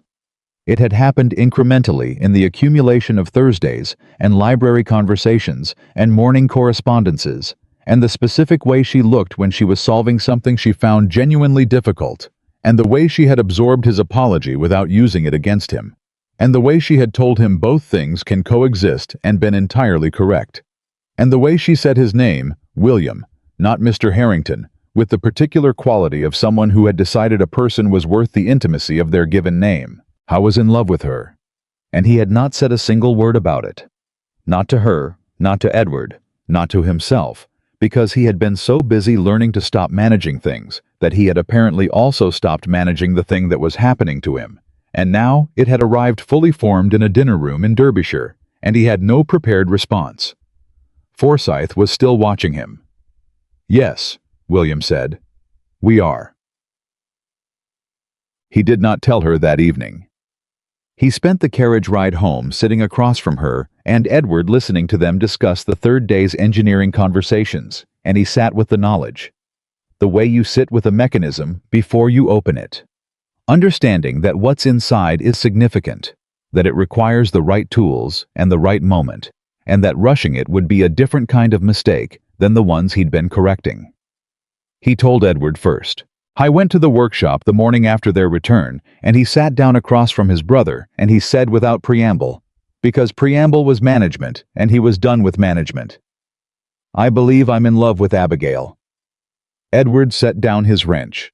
He looked at William with the steady, unguarded attention he gave to all genuine things. Then he said, "I know." William blinked. "You know." I've known for approximately 6 weeks. He picked up the wrench again. I was waiting for you to know. 6? William stopped. Why didn't you say anything? Because it was yours to understand. Edward's voice was simple, final. The voice he used for things that were structurally obvious. If I had told you, you would have managed it. You would have weighed it and assessed it and constructed arguments for and against it and built a strategy around it. A pause. The only way you were going to actually feel it was if you got there yourself. William sat with that. Besides, Edward added, she knows too. William went very still. She hasn't said anything either, his brother continued with the mild reassurance of a man reporting a finding. For the same reasons, I suspect. She is also someone who has learned to manage their own feelings before expressing them. You are well matched in this particular dysfunction. He tilted his head slightly. That's not a criticism, it's an observation. And you, William chose his words. You don't have any objection. Edward looked at him with an expression that was the closest thing to gentle amusement. His face regularly produced. She is my closest friend. You are my brother. The idea that having you love each other is anything other than, he searched for the word, structurally correct, would require me to be a different person than I am. He returned to his mechanism. Don't wait too long. That's the only thing I'll say. You've both been waiting for things for long enough. William stood up. William. He stopped at the door. She takes her tea in the garden on mornings when the weather is reasonable. Edward did not look up. She's been doing it since she arrived this morning, Mrs. Patton told me. He found her in the garden. She was sitting on the stone bench near the old rose hedge with a cup of tea and a letter she was writing on a small portable desk she had apparently brought with her. She looked up when she heard him approach, and her expression moved through recognition, and then something else. A slight shift, a recalibration, the expression she made when she was updating her understanding of a situation in real time. She set down her pen. He sat on the other end of the bench. They were quiet for a moment. Around them, the garden had the particular quality of a May morning that has not yet decided how warm it intends to be. Cool enough to feel clean, bright enough to suggest the day would be good.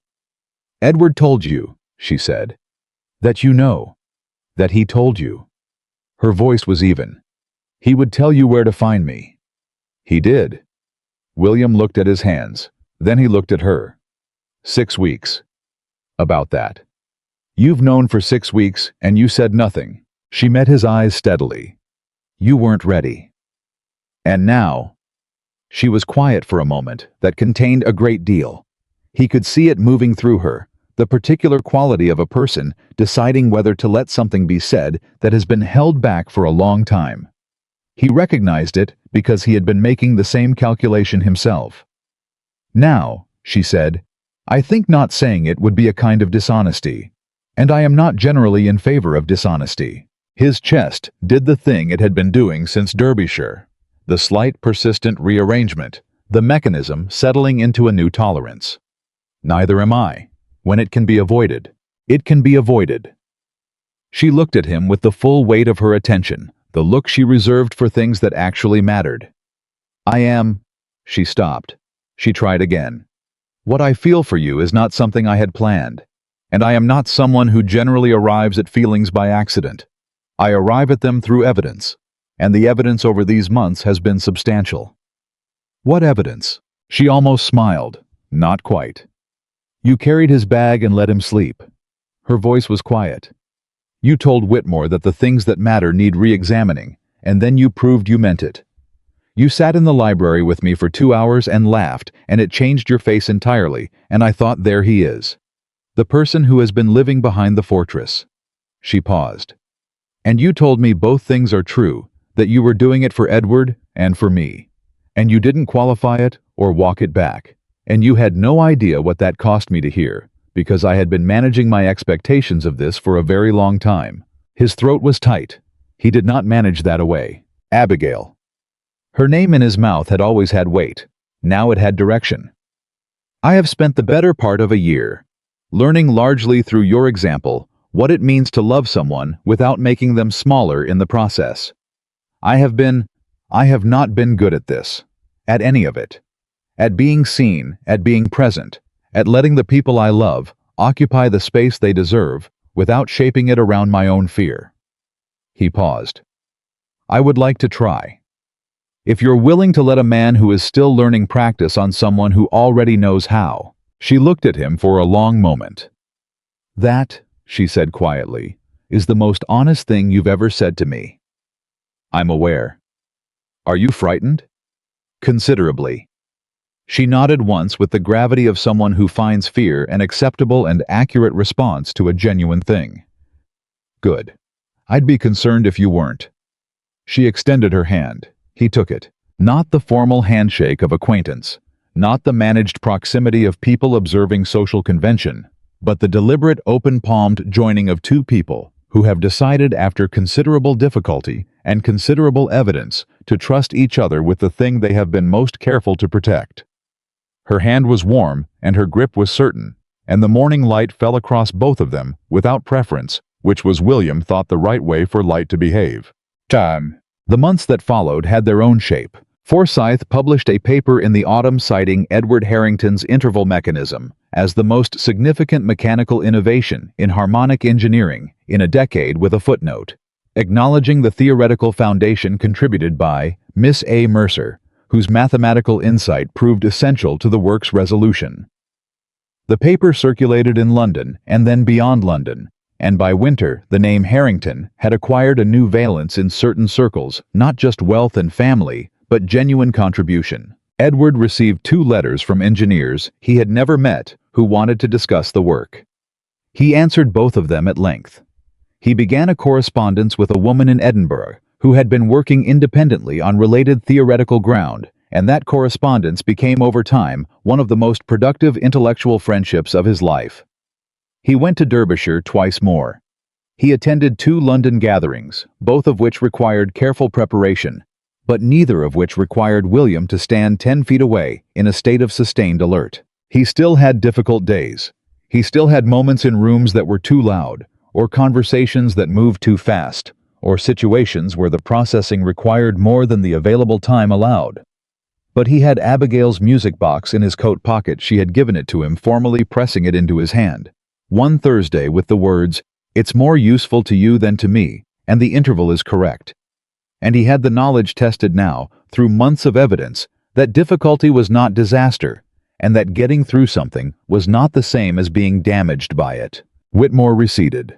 Not because William had done anything further, but because men like Whitmore depended on the compliance of their targets, and targets who declined to be compliant were fundamentally less interesting. He made one more remark, more gathering something about the Harrington family's curious taste in associations, and nobody laughed because the room had updated its information and Whitmore had not. He moved his attentions elsewhere. That was what those men did. Mrs. Mercer surprised everyone, including herself, by becoming quietly fond of William. This happened incrementally. He was careful with her in the particular way. He was careful with things he understood, required time, and she was observant enough to notice the care, and that noticing did what noticing usually did between people who were paying attention. By the end of the year, she was consulting him about the household accounts with the ease of someone who had decided quietly and without announcement to admit a person into the family. And Abigail. She came to Harrington Estate on Thursdays, and then on other days as well. And then the question of the Thursdays became slightly moot because she was simply there the way the interval mechanism was simply there in the workshop, a component without which the system's function was noticeably diminished. She and William read together in the library in the evenings, which was something neither of them had done with another person in some time, and which turned out to suit them both exactly. She argued with him about estate decisions, and he argued back, and they were both right about different things and wrong about others, and the process of it, the honest back and forth of two people who respected each other's intelligence and were not afraid of the friction, was the most alive William had felt in years. He proposed on a Wednesday in the workshop in front of Edward, which was not a romantic location by any conventional measure and was entirely correct for them specifically. He had a ring, his mother's, which had sat in the estate vault for 15 years and had never until now found the right occasion.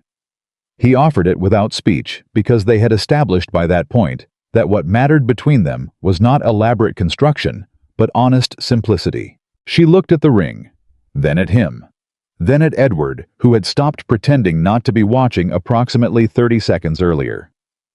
"Edward," she said, "did you know he was planning this today?" "I suggested Wednesday," Edward said without looking up from his mechanism. "He was going to wait until the weekend, and I pointed out that the interval between the decision and the expression was already beyond optimal." She turned back to William. "Yes," she said. On a morning in the following spring, William stood on the upper balcony of Harrington Estate, the same balcony where he had stood at the winter ball 18 months before, watching the room, watching his brother, watching the world with the vigilant exhaustion of a man who had never found a safe moment to stop watching. Below him in the garden, Edward and Abigail were working through something on a portable table they'd carried outside papers. What looked like a correspondence. Possibly the Edinburgh letters, possibly something new. He could hear their voices without the words. The particular sound of two people engaged in a conversation that was going somewhere, building towards something, the back and forth of genuine minds meeting genuine questions. He was not cataloging. He was not assessing. He was not calculating the social geometry of the scene or positioning himself for intervention or running the persistent background processing of a man who had spent 2 decades treating every moment as a situation requiring management. He was watching his brother laugh. Edward laughed twice in the span of 5 minutes. Both times it was the real laugh, the brief, unguarded one. The one that arrived when something was genuinely funny and the system registered it before decorum could intervene. Both times it came because of something Abigail said, and both times she laughed too, and the sound of the two of them together carried up to the balcony with the easy clarity of a morning that had nothing to prove. William held his coffee and let the sound arrive. He thought about the winter ball, about standing on this same balcony and watching his brother alone near the orchestra and feeling the familiar weight of it, the weight of not being able to fix the fundamental fact of Edward's loneliness, of only being able to stand between him and the things that made it worse. He had stood up here and felt helpless in the most private way, the way a person feels helpless when they love someone, and love is not enough. He had been wrong about what was not enough. Love had been enough. It had always been enough. What had not been enough was the shape he'd given it. The fortress shape, the shield shape. The arrangement of love into something that protected and contained, rather than something that opened and accompanied. Love in the shape of a prison, even a gilded one, was still a prison. Abigail had walked into his house with her hands open and her attention undivided, and no agenda beyond genuine curiosity. And she had shown Edward, and then more slowly shown William, what love looked like when it wasn't afraid. A title cannot make someone worthy. He had known that abstractly for years. Now he knew it in his body, in the specific way of things learned through sustained experience rather than through reasoning. Money cannot create kindness. And protection without understanding love, without the willingness to be changed by the person you love, can become another kind of prison with the finest furnishings and the most devoted keeper, and no less a locked door. Below him, Edward was explaining something, and Abigail was leaning forward with her elbows on the portable table in that completely unsuitable posture she had never once corrected, following his argument with the focused attention that was hers alone. The attention that said, "I am here, I am listening, and what you think matters to me, not because of what it means for my position, but because you are someone whose thinking I want to understand." William set down his coffee. He went downstairs, not to manage, not to position himself or assess the situation or stand between anything and anything else. He went down because his brother was in the garden, and the woman he loved was there too, and the morning was good, and there was no better reason needed. He walked out into the garden. Edward looked up.